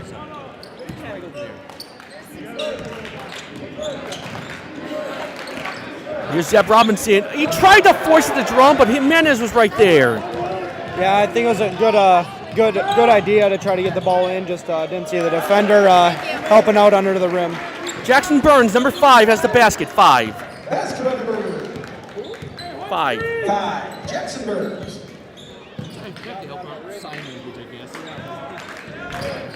So Burns gave him the lead back. Yeah, like I was saying, I was hoping this would be a good game, and I think it's hopefully going to pan out to be at least early on here. And they said Cam stepped on the out-of-bounds line, and Cam, you got to be aware where you are if you're going to shoot a 3 from the corner. Yeah, I think he didn't know that his foot was just slightly out of bounds, but sometimes you have those some of those plays where you'll be just out of bounds, so you don't even realize it. Tyson again, another 3. He is up to 11. His third made 3, lead up to 4. Yeah, just like Hale on our end, number 42 for GET is getting hot on their end, and we're gonna hopefully have to stop that. And that's his third made 3. He has all 3-pointers for them. Noller somehow got the roll. Yeah, really good and strong take by Victor. I'd like to see some more takes underneath the rim from Victor, as I think it will help Elk Mound a lot with scoring for sure. Having Victor really be aggressive down low. Up off the back iron on the free throw, so he can't capitalize. It's 16-14. 3 is missed by Tyson. Rebound by the Mounders. Here's Zeb Robinson. In and out. Burns rebound, so Robinson yet to score in this one. It looks like Burns, hopefully he's all right. Looked like he tweaked his ankle. Yeah, I definitely tripped or something, or tweaked his ankle. Hopefully he's all right. And missed shot there. Under 10 minutes left in the first half. This feels like it could be a preview of a playoff game later in March, Caden. What do you think? Yeah, definitely could. I mean, both these teams are definitely shaping up to be, hopefully make some late playoff runs when it comes to, February, March there. Jerome, no. Off the back iron, Burns rebounds. But they won't meet until like the sectional semifinals. Yeah, want to meet those sectionals, and hopefully none of these teams run into any really spectacular teams. But I mean, these two teams here are really good themselves, so I wouldn't be surprised if both of these teams make it to sectionals. Corner three by Victor. Nola short. Cam Diermeyer gets a rebound. Ties the game up, Logan Jerome, and he finally gets a basket halfway through the first half. Yeah, really good pass there by Diermeyer and finding Logan down low. I think, like I said, I mean, the threes are going to fall, but you're going to have to be really aggressive down low if you're going to want to take the lead in this game, I think. Tied at 16. Here's a drive by Brown. O'Neal. Back to Brown. Tyson again. Brown, Jimenez. Into the paint. O'Neal from the corner gets the three. And that is the first bench points for GET. Yeah, we've, within the first, roughly 12 minutes, we've allowed four threes. I think we got to, help out a little bit better on defense. Those 4 threes have been pretty wide open that they've attempted, so I think we got to lock down on the perimeter. Here's Noller. Gets around Jimenez and cuts it to 1. Noller's got 6. Yeah, like I said, we're gonna need Victor down low. I mean, if he's aggressive, his energy really shows on the court when he's being aggressive, and I think really sparks the rest of the team. So we're gonna need Victor to start being a lot more aggressive down low, just like that take. I think the turnover was there, and Jackson Burns committed the foul on Jerome. That's his second. Second foul on Burns. Yeah, and he's their second leading scorer, so I'll be a little rough for GT having him come out of the game. With the roughly 8 minutes left in the first half, and they need a scoring, so that's gonna be a little rough having him on the bench for GT. 19-18 is the score. GET leads it by 1. Parker Dutzel's in, number 0. Jerome off the back iron, and here comes the Red Hawks. Shot's good. Ben Rude. Yeah, I mean, for GET's sake, that was a good run out there by number 3 and out Mound. Just obviously a little unfortunate. Logan missed close to the basket shot, which happens sometimes. But good job by GET, leaking out and getting a basket. Good aggressive 3 there by Zeb. Really love the confidence. And he finally gets on the board for that one. We are tied at 21 here. Looks like the Elkhounds going to have to make some threes. It's going to be live by the 3, die by the 3 again. And they can't defend GET's 3, regardless of what defense they play. And a nice save there by O'Neal. Here's 13, Herman. Corner 3 by Herman, no. Ball is loose, saved by O'Neal. Reach in, either on Dutzel or Robinson. It's on Robinson, that is his second. Each team has 3 fouls. Yeah, I mean we're gonna need Zeb to stay out of foul trouble, as we're gonna need him late in the game. But I unfortunately didn't think I saw a reach there, so probably well warranted foul. GET can make their threes regardless of what defense their opponent plays. It doesn't matter if it's man-to-man or zone. Yeah, I mean, we'll see what these defenses shape up to be in tonight. I mean, I think both these teams might switch defenses a couple of times, but really good job by Niven there, forcing a jump ball on a good player like number 10, Brown is. It's pronounced Brown. Brown, yeah, Brown. Look, Cam Diermeyer, here's to Kale Knutson looking to take the lead. 1-on-1, Jerome. And Ben Rude. Knutson's off the mark. Here comes the Red Hawks looking to take back the lead.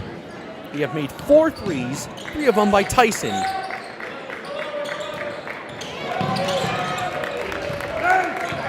Hard to believe Brown's been shut out here so far in this first half. Yeah, they've been playing really good defense on him, especially Zeb, and hopefully Cam can continue to play really good defense on Brown. Leading scorer so far is Tyson, who has 11. Here's an open three. Brown, and he finally gets on the board. Eventually that was going to happen. Yeah, I mean, a good player like that who scores a bunch of games, he's gonna get his points. So I mean, that's gonna happen here throughout the game. We just got to try to limit it as much as we can. That's the fifth made three by the Redhawks. It's the same thing we saw against Altoona last Friday. And so far for bench points, it's GET 5, Elkmound nothing in the bench point department. Dutzo to Diermeyer, stolen, but he was out of bounds. Now for the Redhawks.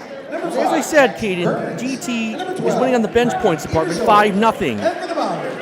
GT leads in bench points right now. Yeah, 5-0. Yeah, they've had I know one of the kids off the bench had a 3, and then they had a taller number 3 had a 2 off the bench. But yeah, I mean, bench points are key. I mean, even in high school, they're really key. I mean, if you have depth, it's going to help your team out a bunch. So I mean, hopefully Elkmound can get a spark off the bench here to boost some of those bench points. Jerome gets his second basket. He down to 1 here. Good screen. Here's Brown into the paint, and the shot's good. He's got 5. Mason Brown. You knew eventually Brown's going to get on fire eventually. Yeah, I mean, like I was saying, I mean, you just got to try to limit it as much as possible. I mean, a player with that much skill, I mean, they're going to get their points each game. And you just, like I said, you just got to try to limit it as much as you can. Just try to, sometimes maybe double at times or just certain things like that to just try to give him up the, make sure he gets up the ball. Ebersol picks up his first. That's the team's 4th. Number 42, Travis Tyson. 2 fouls left to give.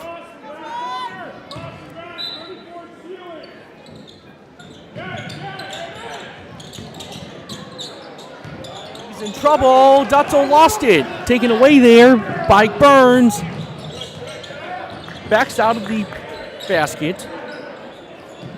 Burns hits a 3. Basket number 5, Jackson. And that's their 6th made 3, and Burns is up to 8. Yeah, like I said, you got to try to limit those threes as much as possible. And like I had said, most of their threes that they have made have come from just poor, defensive communication, and they've been wide open. So, they're going to make those threes. But good job by Victor being really aggressive and staying aggressive in the paint. Miller has 8. Seems like no Cody Schmitz, no problem. And no well, Braun missed one. Seems like no Schmitz, no Anubis. They graduated, but they have no problem. Yeah, I mean, replacing 2 players that, are that good, especially Cody being the caliber of a player as he is. It was really hard to replace 2 of those guys, especially Cody. And, they have a really good supporting cast around those guys the last couple of years. That they bring most of those guys back, and especially Brown, who has a bunch of skill, and the Tyson kid has been really hot tonight. So you can see why they generate a bunch of offense still. I mean, it's no surprise. Number 1, Zach Robinson. And of course, GET has not lost here at this gym. They are a perfect 4-0 since 2016. Yeah, they every year they put out every year they have a really good roster, and it's always tough to beat a team like that. We were really fortunate to sneak one out in overtime against them last year, and obviously the sectional semi game last year didn't go our way, but GT always has a really good team. Tyson again, another one. This is ridiculous here, Caden. He's already have 14 points, 4 made 3s. Yeah, and once again, looked like possibly a set play to him. Set a screen for him to get wide open. Ran over the top of the screen, and our defender went under, and you're gonna get killed from behind the arc doing that. And Zeb is off the mark so far, but GT stepped out. Yeah, really good take there by Zeb. Almost rimmed out, but good job by Elkmound staying in the play and just forcing slip out of bounds by GET. Here's Jerome now. Peyton Veef is in, number 14. That ball got tipped. Let me guess, GT's playing 2-3 zone, or are they playing man? I think they're playing man. Robinson missed it again. Brown knocks away from Veef, and here comes GT again. Cam gets called for the foul there. That'll be his first. And Ebersol will head to the line. Yeah, GT is doing a really good job after a miss of running out and getting in transition quick, and they've drawn some fouls because of it, so credit to GT for that.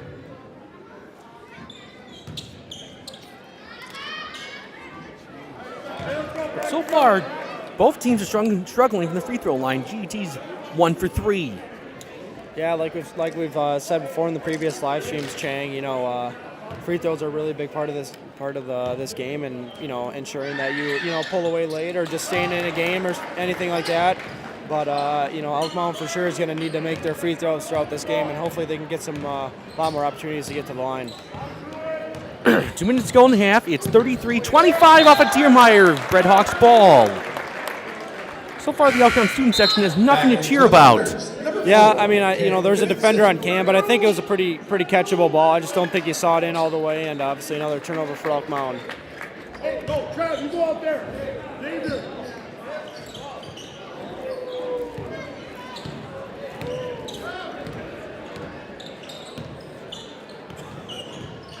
And here we go, Brown.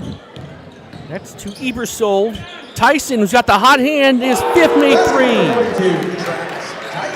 Yeah, another three by him, Chang. It's he has been hot, and Elk Mound cannot seem to stop him right now. They've ran a couple of set plays for him lately, and he's cashed in on those open opportunities. So credit to him. You would think Elk Mound take a timeout now. They're down to 11. It's the biggest deficit. Yeah, I think if they make another shot here soon, that the Elk Mound might be forced to take a timeout here, being down 11 here. Oh, stolen by Knutson. Victor Noller, triple teamed. He cannot make it. Just a rough half for this team.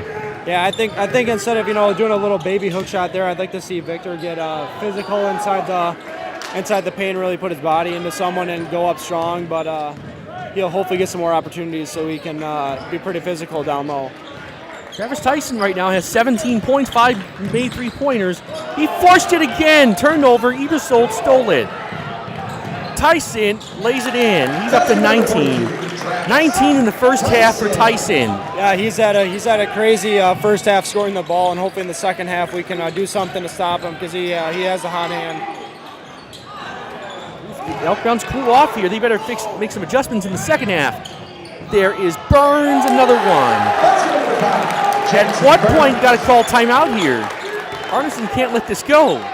Yeah, I mean, I think if there's a lot more time on the clock, I think they would call timeout. But just since they want to get one shot here, I don't think they're going to call timeout. And the Red Hawks not giving an inch here. No, they're still playing really aggressive defense, even though they know they can't foul a shooter here at the end of the half. Still being really aggressive.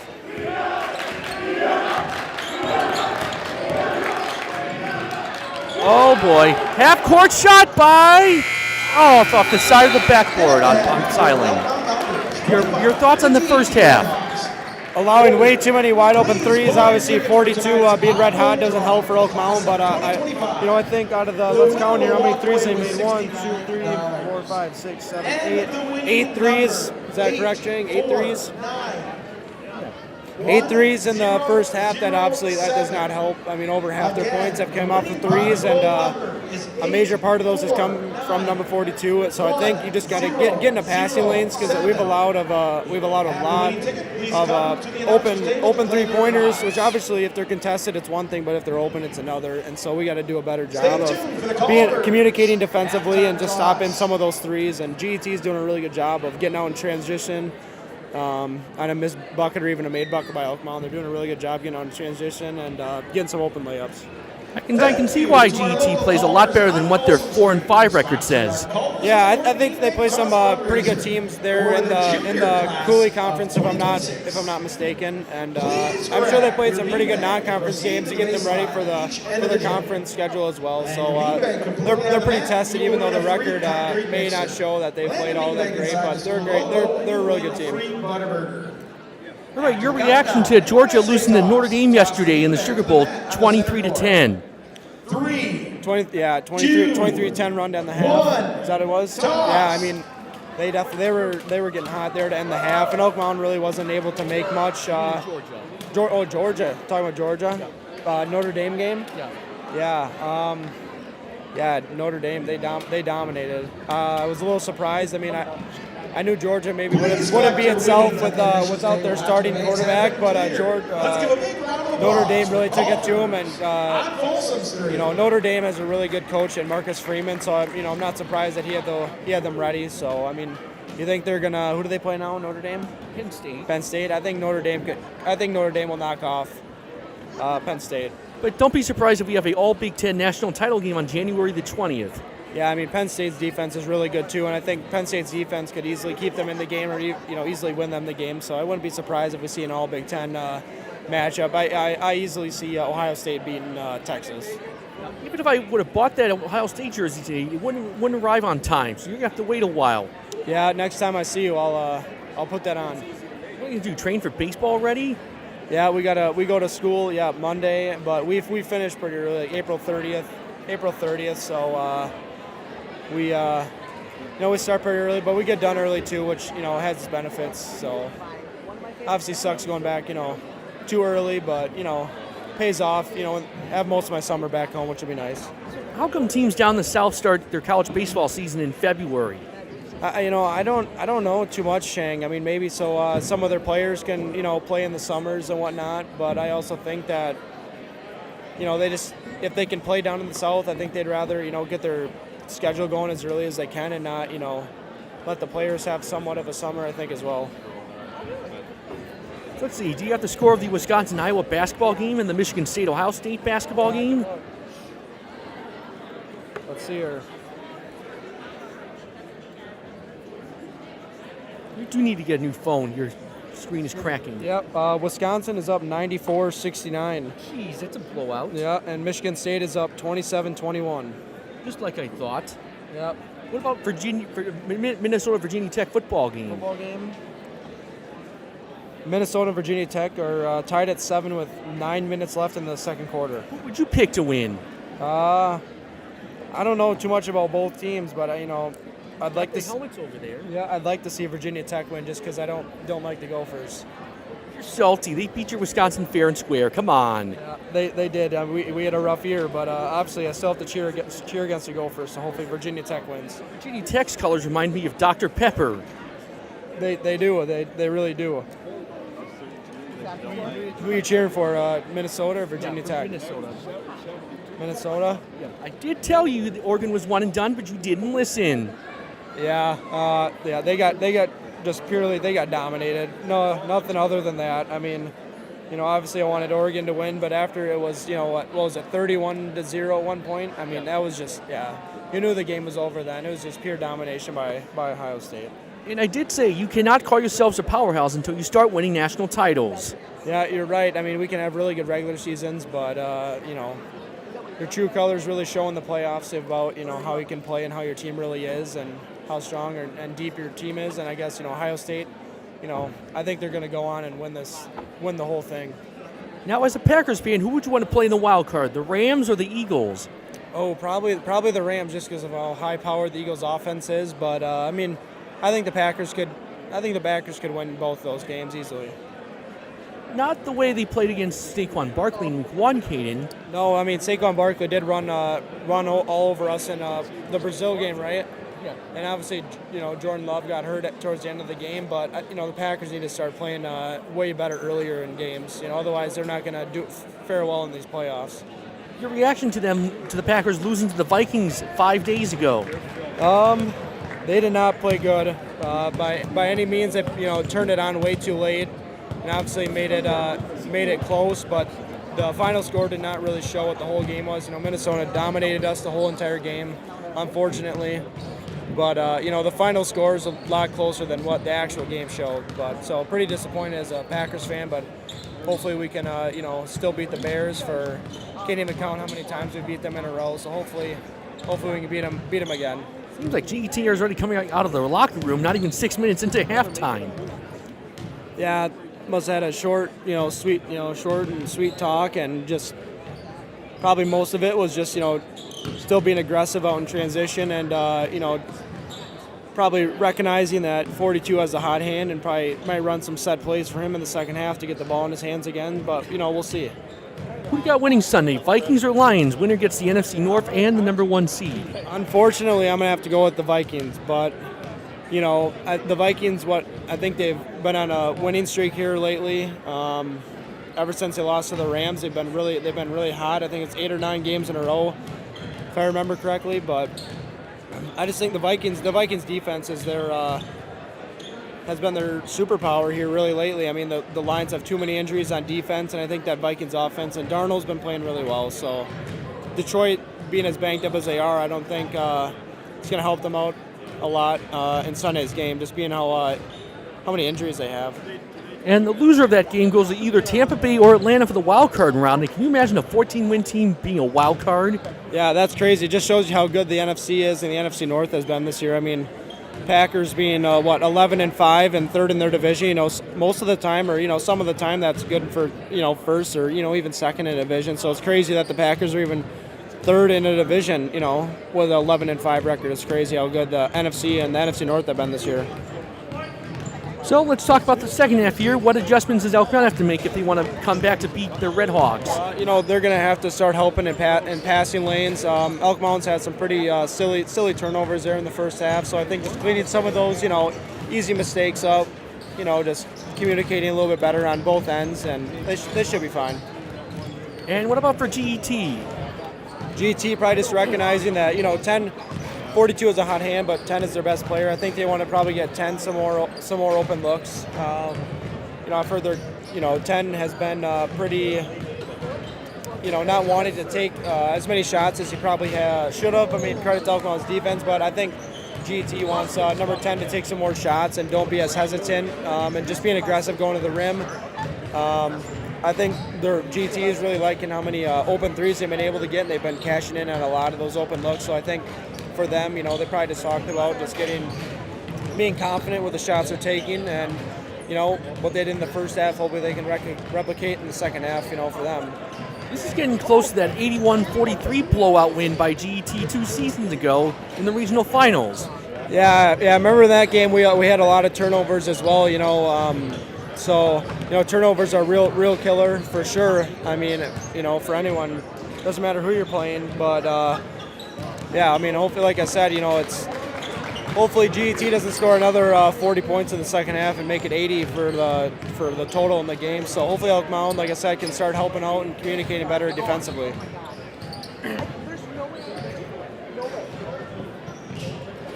How you great?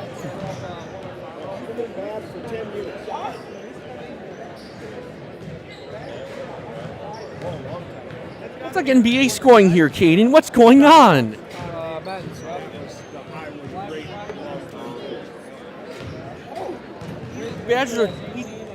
Either the Badgers are that good or Iowa's terrible. How do you give up 100-plus points in the NBA? Yeah, the Badgers, I'm really surprised they've scored over 105 points. I mean, they've scored over 100, twice this year? That's not normally them, but... It's like NBA scoring here. Like, whoever the coach is for Iowa is going to be very humiliated. Yeah, McCaffrey for Iowa, he's not going to be happy at all. No, it basically is like an NBA score. Still 2 minutes left in the game, too. That's going to be a long bus ride back home to Iowa City. Yeah, that will... Scored 105 points sometimes in a season. Right? I mean, yeah, it's going to be a long bus ride home for Iowa. I mean, I'm generally surprised that Wisconsin has scored 105. Now they're at 108. They just made a 3. So Badgers score one more bucket. They're at 110 as they just made another 3. Do you think Iowa takes a bus or a plane of Madison? Ooh, I'm gonna guess a plane, but I could be wrong. And Tyson, he's just starting where he left off again. That is his 6th 3, and he's up to 22 points. Yeah, like I was saying, Chang, I was thinking they're gonna have some set plays for number 42, and he has had a hot hand. I mean, he's maybe missed 1 3 all night.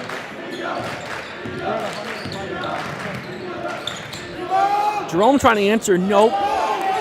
Wow, this is starting to become blowout territory here if Elk Mound's not careful.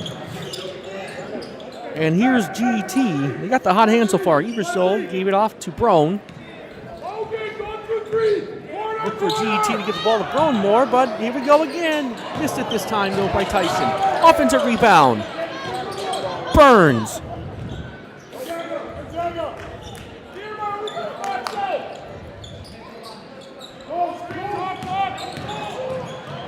Layup. Oh, my goodness. Ceiling blew another one.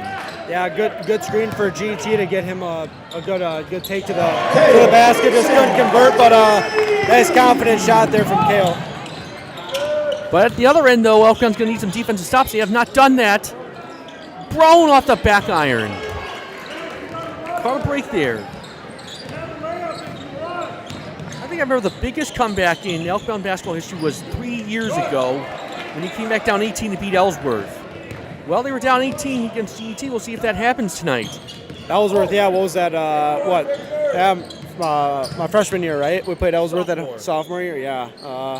Yeah, that was, I remember that game too. It was, remember we came back, yeah, like you said, from 18. That was a pretty crazy game, pretty crazy. They called Burns for travel. I thought they were going to call a defensive foul on Elk Mound. Yeah, I think it could have went either way, and obviously they went with the travel there. But for Elktown, you can't get those points at once. You got to chip it one basket at a time. Yeah, you just got to realize, like you said, you just got to chip away.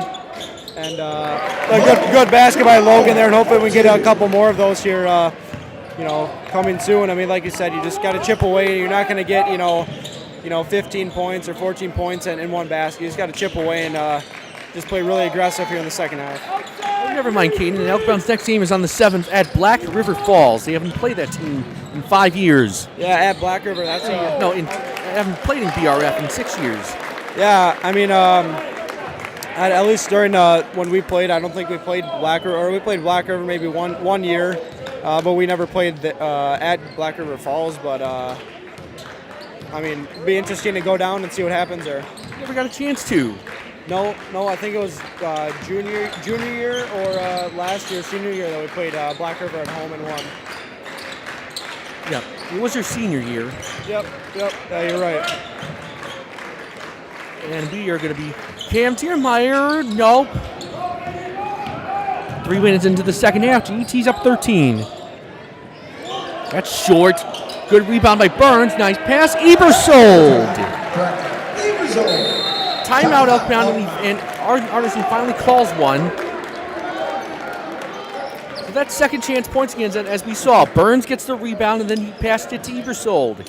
Yeah, not a good look here in the second half for the Mounders so far. Been pretty lazy rebounding the ball, and I think that's why they're taking a well-needed timeout. They're just second chance points are killing them. They've been out rebounding here in the second half pretty badly. So hopefully they can wake up a bit and start boxing some people out and getting some rebounds. I think next week the biggest game for Elk Mound is next Friday, January 10th at Spring Valley. That could be for the Dunsink-Croy Championship. Yeah, for sure. I mean, anytime you play Spring Valley or Durand, in conference, it's always going to be a good game, and hopefully they can steal one at Spring Valley next Friday. Hopefully they can steal one from Spring Valley next Friday to help them in the conference standings. And I will be doing color commentary for the Spring Valley live stream. Dan Stoshik's the play-by-play guy. He did it last year. Doing a little crossover with Spring Valley. That'll be cool. Here's Robinson. Corner three by Jerome. Nope. Off of Tyson. He had the rebound. He would have been better off just letting that go out of bounds. Yeah. There's been a couple of times tonight where, GT's had some pretty easy defensive rebounds just slip out of their hands, which, has helped Elk Mound. But hopefully Elk Mound can get something, a good shot here, and hopefully cut down on this lead. Noller, he's got 10.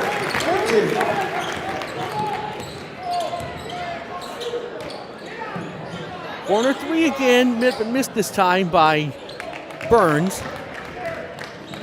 And the final's final 113-81. Just about to be final. It's not over, Ken.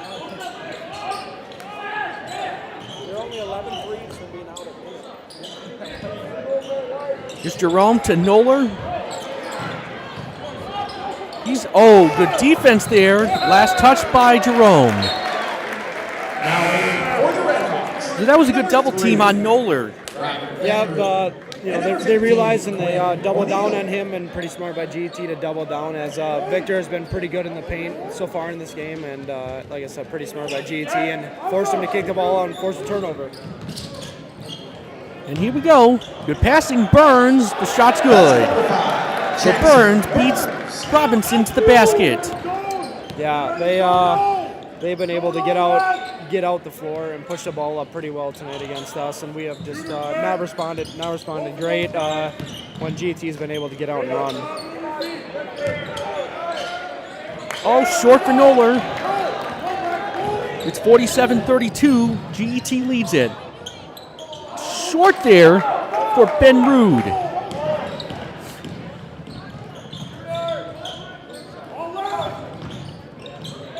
Nice pass, and the assist to Noller. Basket for Noller, assist by Cam Diermeyer. Yeah, really good spin by Cam to get away from the defender, and then being able to find Victor down low. Now you see Brown. Look at Ebersold. He's open. He could have taken a shot, but didn't. Oh, he threw it to Noller. And here's Robinson. Lays it in and the foul. Yeah, really good job by Elkmont pushing the ball out in transition, and Zab being able to get a really good look and a layup, and hopefully can cash in on the free throw. Number 11, Omar Jimenez. Jimenez will come in for Ebersold. What's the final? 116-85. I don't think we've ever scored that ever. Feels like an NBA score, doesn't it? Yeah, I can't believe Wisconsin scored 116. I mean, sometimes you can't even score 116 in 2 or 3 games combined. I mean, good job by Wisconsin being able to be really efficient offensively tonight. I need more of that. The rest of their games are conference games. Yeah, for sure. I mean, they need to be really good in conference, as their team this year is able to be really good offensively, but there's some games where they're pretty slow offensively. So I think 116 points tonight is going to boost their confidence a bunch, which should help them hopefully going forward in the season. O'Neal turned it over. Seems like GT's going to need Tyson back on the court here, because this leads down to 10. Yeah, I mean he's been their here he comes. Yeah, he's been their spark here tonight for sure, and going to need him back in the game for sure, as he is really hot tonight. Jerome gets another basket. He's up to 8. Lead is down to single digits now. Yeah, good job by Mound. Obviously can't take the game back in one shot, and good job by just chipping away here over the last couple minutes. Jimenez, and the foul by Noller. You should know better. Never foul a three-point shooter. Jimenez will get 3 free throws. Yeah, I'm not sure if he landed in his landing area, which you can't do. I didn't see it for sure. Took my eyes off of it, but I guess the officials thought it was a foul, so can't complain about what the officials say. Let's see if the Redhawks capitalize from the free throw line. They are 2 for 4 so far. Now 2 for 5. Were you watching the play, Chang, to see did Victor get him? Yeah. Yep. Okay. We'll go with that then. But if you're GET, you have to hit your free throws here. Here's the second. Finally got one for Jimenez. That is his first point of this game. So they're 50% so far, 3 for 6.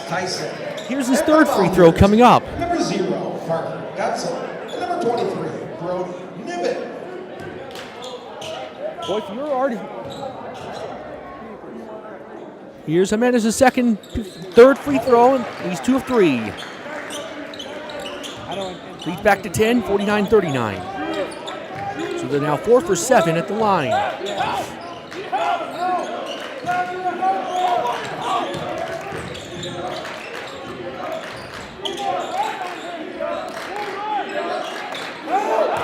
Jerome, Parker Dutzo, Zeb Robinson against Ebersold, Brody Niven, Jerome from the corner, in and out, Ebersold rebounds.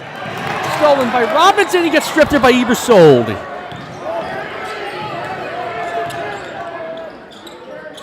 Jimenez to Burns, shoots it around, he's missed it. Yeah, really good defense by Parker Dutzel right there. Corner 3, Zeb Robinson off the mark. Rebounded by Dutzel. Nope. He had a hand in his face, and that's why Kale's shot didn't go in. Nobody can make a shot here. Yeah, just a lot going on in one possession there. A lot of tip arounds, and the ball fell into GT's hands. Now with Tyson back in, that falls into GT's favor. And right there. And this is ridiculous. He's up to 24. Yeah, he's having the game of the season so far for GT. He's been hasn't missed many buckets tonight and has helped GT a lot. Seems like they haven't missed much ever since Schmitz and Annabis graduated. No, I mean, as good as those two players are, like I've said, GT always brings in good players every year, and it's not surprising that they have kids that can score the ball. GT's always been able to score the ball really well at a really efficient rate. And here's Ebersol, double teamed, and he traveled. Brody Niven forced Ebersol to travel with the ball. Yeah, like I was saying in one of the previous live streams, Chang, Niven does a really good job of just getting in, being an annoyance on defense, and he was there again. I mean, very good job by Niven. Still got time left, but here's a concern. They've only fouled once, and that's going to be a concern when it gets down to under 5 minutes. No basket. The foul was on the floor. It's on GET. That's going on Ebersol. Yep, Ebersol. Yeah, Victor got really good position there, and GET just got out of position defensively and forced another GET player to try to, be really, aggressive and just try to force Victor to not get a really open shot, and forced a well-drawn foul by Victor. Unfortunately, Dutzel couldn't stay in bounds as I believe his right foot stepped out. Yeah, I mean, Oak Mountain's going to have to limit the turnovers and silly mistakes here coming down the last 9.5 minutes, so they can start to chip away at this game here. Seems like Elk Mound student section has just had nothing to cheer for tonight. Yeah, I mean, GT with just how hot they've been haven't really allowed, Elk Mound student section to, do too much, just with GT having the lead for most of this game. But hopefully the student section can, spark some energy of their own. But really good. That was a really good pass by GT. They've been doing that all night, finding open players, and they did that there again. Burns has 14 now. It's now 53-39, up 14 as we're halfway through the second half. Noller another basket. He's up to 14. His team's still down 12. And the Elk Mound's last lead when they were leading 12-11 in the first half. Yeah, Victor, really good aggressive take by Victor right there. That was way off for Brown on that three. Yeah, I think it was honestly a good look for them. I know he's a really good shooter and can make those. Just wasn't the time for him. Zeb, short. That guy saw it the whole way. He wasn't going to make it. Yeah, a really good aggressive shot by Zeb, and obviously just didn't go in, which you'll have those. There's Tyson again, and another three. That's his 7th one. And he's already up to 27. Yeah, 27 and still have, a little over 8 minutes to go. We're going to have to, somebody's bleeding or something? I think Tyson's bleeding. Tyson's bleeding, but Elk Mound is going to have to find a way to stop his hot shooting. And a lot of his shots have came from when he's been open, so it's just, really easy defensive communications that need to happen on the Elk Mound's defensive end.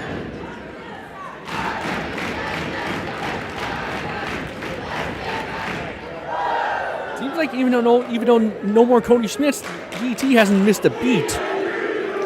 No, I mean, like I was saying before, they have really good offense everywhere on the court, and especially with Tyson being so hot tonight, they've been able to capitalize on the offensive end pretty well. I think we need to have some soft padding on the table. It keeps sliding off. Table's not very sturdy. I need to get us a different table here. I meant padding on top. Oh, padding? Yeah, I mean, that would help. Maybe some padding here on the back so nothing slides, you're saying? yeah, that would be that'd help us out a lot.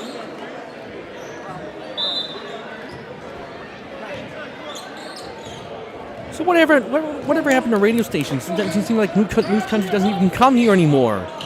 News stations, Radio stations. radio stations. Yeah, I'm not too sure about that. Here's Cam Diermeyer. He has yet to score tonight and still scoreless on the board. Dutzo gets the rebound. Back to Cam. Oh, he's too strong, but the putback by Noller. He has 16, but his team's still down 13. Yeah, I mean, yeah, like I said earlier in the game, we need Victor to get going early, and he's done a good job throughout the game of just getting his shots. So hopefully he can score some more buckets here down the stretch and start trying to chip away at this 13-point lead that GET has with 7.5 minutes left in this game. That was off of it. GET on that one.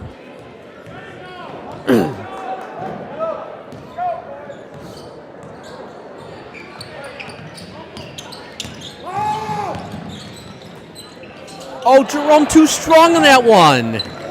Stealing rebounds. Yeah, I mean, obviously a good, nice look for Logan. Just couldn't convert, and like I said before, you'll have those. I mean, obviously in a game like this where you're trying to chip away, you want those to go in, but it didn't there. Well, if we tried there by Tyson, that would have been 29 points there. And so far, Jerome has yet to have a dunk this season. Not one dunk by Jerome. Yeah, I mean, I think he's gonna have his opportunities, and he's a really athletic kid. So I mean, some of those dunks will come just as a product of him being athletic at certain times, and he'll get one. But nice take at the basket there by Noller. Noller's got 18 now. Lead down to 11 here. Burns, nice shot and goes in. And Burns has 16. Yeah, Burns and Tyson have been doing a lot of work on the offensive end here for GET, and Elkmont hasn't been able to stop them much. And hopefully in the last 6 minutes they can start communicating a little bit better defensively. Zap! Whoa, too strong on that one. Dutzo. Jerome. Nope. And Tyson rebounds. He's had a great night, 27 points. If he makes another three, he'll have 30. That three's missed there by Brown. Foul on Burns. Or is it on 13 Herman? It's on Burns. His third of the night. Now in for the Red Hawks, number 4. Looks like Burns is having an off night, but Burns and Tyson have stepped up for GET. Yeah, Brown being their leading scorer, hasn't scored much tonight. What does he have? 27 for Tyson. Brown only has 5, but yeah, Tyson and Burns have been able to pick up some slack in the offensive end and help GET and offensively. 5:40 left, and Elkmound's running out of time here, down 13. Oh, you just can't. You're losing the battle in the three-point shooting here. Bad turnover there. Oh, he faked out 2 defenders. He lost the ball, though. He has to back out. A missed opportunity. Yeah, I mean, GT did a pretty good job getting back and stripping the ball out of his hands and almost forcing a turnover.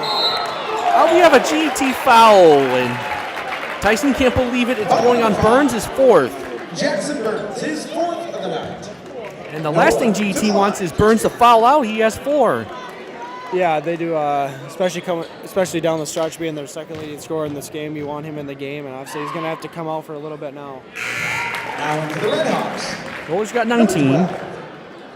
Record years old.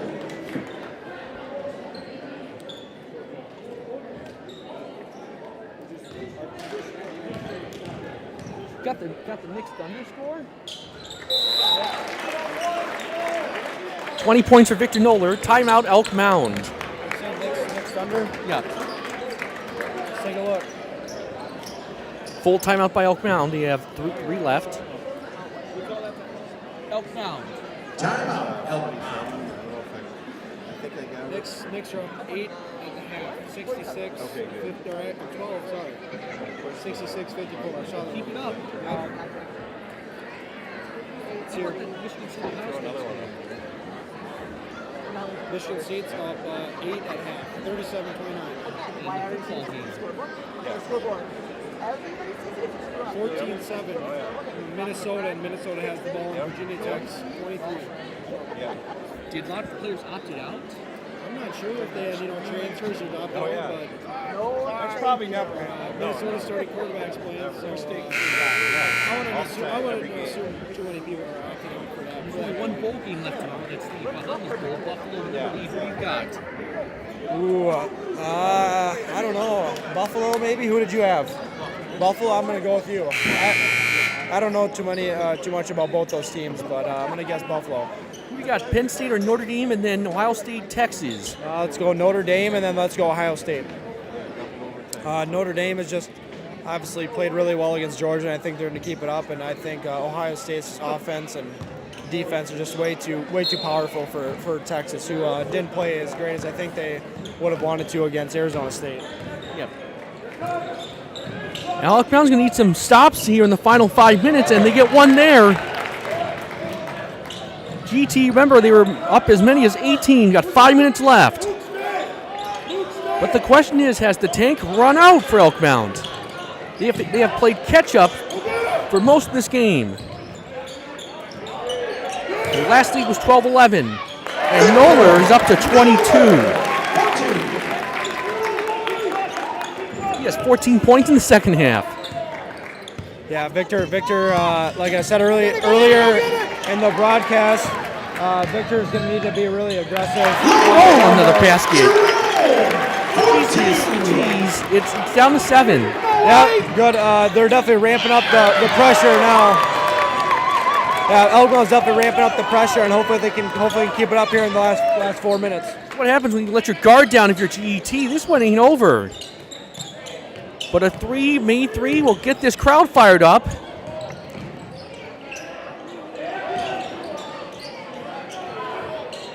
Four minutes to go. They're down 7. No, he forced it up there, but he gets strong the rebound. Unbelievable, down to 5. Yeah, capitalized off a mistake there by GT, trying to rebound the ball and helped out really well. GT has to call a 30-second timeout. Again, Kane, we thought this game was over. They were down 18. Yeah, Elk Mound has definitely ramped up the pressure defensively, and GT has not been able to do anything on the offensive end. They're getting trapped in corners, not where you want to be trapped in the corners especially, and they've not been able to get any offense going here in the last couple minutes. Now here's the bad situation for Elk Mound. They've only committed 1 foul, so they are in trouble because GET won't get to the line until Elk Mound commits their 6th foul. Yeah, I mean they might want to maybe might have some free fouls here to give, but I don't think they need to use any of them, especially with the way they've been playing lately. So hopefully they don't have to use any here soon. The one guy they got to keep an eye on is 42 Tyson, who has been cooled off ever since he got the 3-pointer to give him 27 points. Yeah, Elk Mound's done a good job lately here limiting his open looks, and he hasn't been able to get many really open looks or any looks at all, really. GT has the ball. Their lead is down to 5.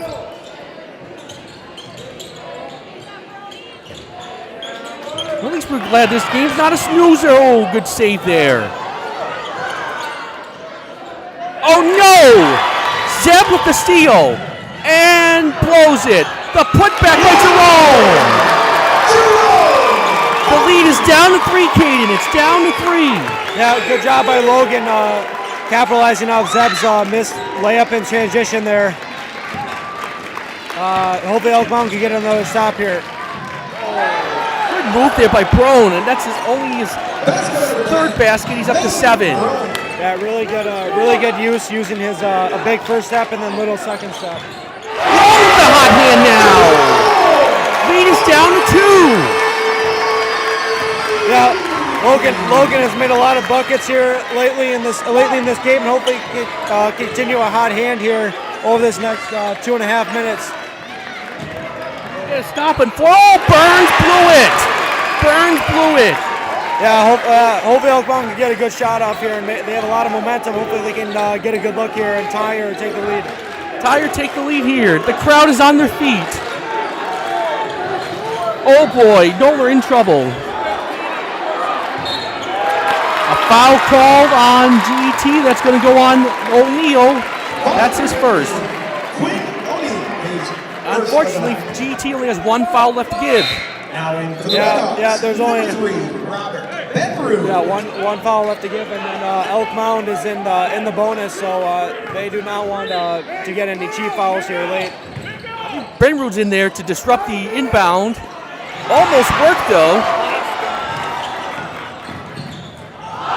Oh, he broke his ankles, but it didn't matter. Oh, that's a bad pass there. And here they go, GT, and Knutson commits the foul. Yeah, good move by Zeb to get number one off balance, but not a great pass after that. But hopefully Elk Mound can apply some more pressure on GT here in this possession. Under 2 minutes left. It's just going to come down to the wire. It looked like it was going to be a snoozer, but now it's become a close game again. Oh no! Robinson ties it up! What is going on? Yeah, crazy comeback here by Elk Mound late in this game. They've been applying so much pressure defensively. Basket's good for Burns, and the foul.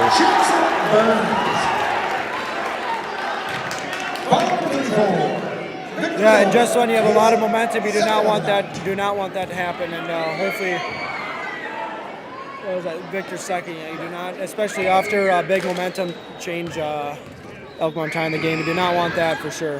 He completes a three-point play. He's up to 19 now. Lead back up to 3. Down to the final 100 seconds of this game. Cut it to 1 or tie it.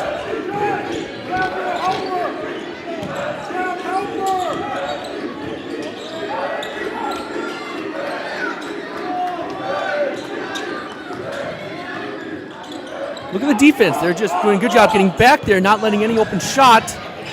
Noller cuts it to 1. Started running out of room here. He's up to 24. .24 points for Noller. Lead down to 1. Good move by Burns. Shorts gets his own rebound. Brown for the dagger. No. They can wind as much clock as they want to, Caden. And here's Brown. They don't have to shoot it again. They're going to have to make outbound foul. They might have to start using some fouls here. It's going on Robinson, his third. Foul number 1, Zeb Robinson. They have 2 fouls left to give.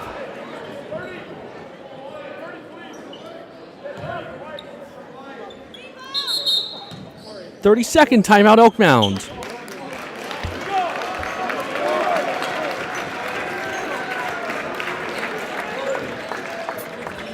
Timeout. 20 minutes ago, GT was running away with this game at 18. It's down to 1. Yeah, Elk Mound's done a really good job of applying a ton of pressure defensively, making GT very, very uncomfortable. And Elk Mound's gonna have to burn a couple more fouls here, and hopefully they can force a really bad pass here coming out of the break for GT.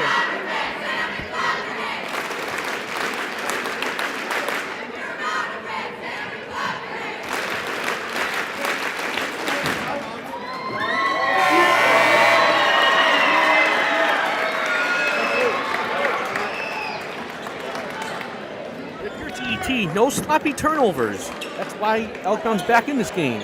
Yeah, like I was saying just before, GT cannot afford to have any sloppy mistakes coming out of this inbound here. This game has barely lasted over an hour here. Yeah, I mean the game has been really packed with a bunch of just up tempo moments. And has been a really, really exciting game this whole game. Foul committed by Knutson. That is his third. They have 1 foul left to give. Foul number 4, Knutson, his third of the night. Here's another inbound. 34 seconds left. Oh, nearly. Oh, boy. And Burns gets called for the foul, and that is his 5th. Burns has fouled out Caden.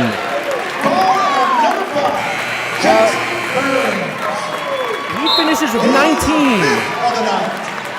Yeah, he's going to have to come out of the game, and that hurts GT for sure here coming down the stretch. That's a costly turnover, and as we said, GT can't have silly turnovers. They're at 18-point leads down to 1, and Elkbound can take the lead here. But here's the timeout situation. GT has 3 left, Elkbound has 2 left. Here we go. 1 point lead for GT. Oh, foul before the pass there. And Elkbound's going to the line for the bonus. It's called on Brown. His first. Jerome to the line for the bonus. Shut our mouths now.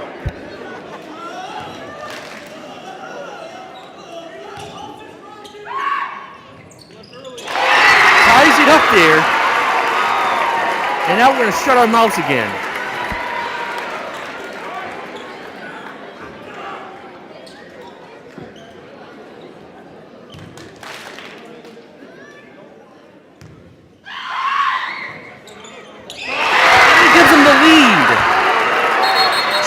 Will take a timeout,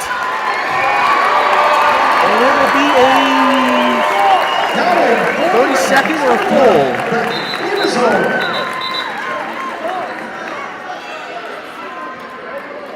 It looks like there's some confusion here. There is no timeout called. It was just substitution, Caden. They substituted Ebersol in, so there was no timeout.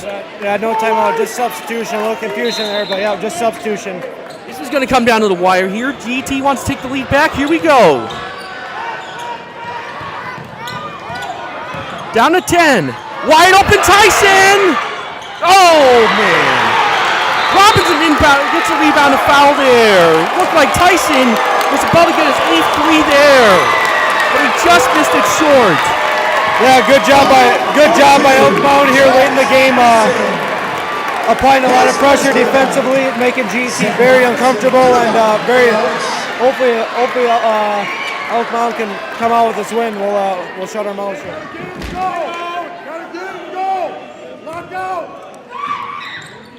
Oh, he rimmed out. Oh, it's stolen! He gets to throw it up. Over and back though, which you cannot do if you're, you can't do that. That's over and back, isn't it? Yeah, he's got to know better. Yeah, over. Yeah, I'm not sure. I guess he'll over and back. Hopefully, GT can't get a clean look off here. But GT calls timeout, and here we go. We're down to the finish here. It's a full for the Redhawks. So, give me your game plan for the final play here for both Elkbound and GT. First up for GT. I think GT is probably going to try to get number 10 or 42 running off a screen and getting some wide open, being that you only maybe have one dribble, maybe not even any dribbles. And Elk Mound just got to for sure really guard the rim, but obviously know that they can't foul as well, and they're going to have to allow GT, if they get a shot off, to just get the shot off, because you do not want to get a foul if you're Elk Mound. Listen, an easy basket there, and the 2-point will win it for GT. Yeah, that's all. You got to guard the rim for sure, being that someone can sneak in from behind and get a bucket near the rim. So you just got to be really defensively sound here if you're Elk Mound. But that over and back may come back to bite Elk Mound there. But you just got to know the situation. Yeah. Well, hopefully it does not come back to bite him, but we'll see what happens on this possession. GT can win it here. Can Elk Mound hang on for the win? We'll find out. Let's have this play out. Inbounding will be Brown. Watch Tyson 42, and also keep an eye on 12 Ebersol. And Elk Mound will, this is a chess game here. Elk Mound will call their timeout.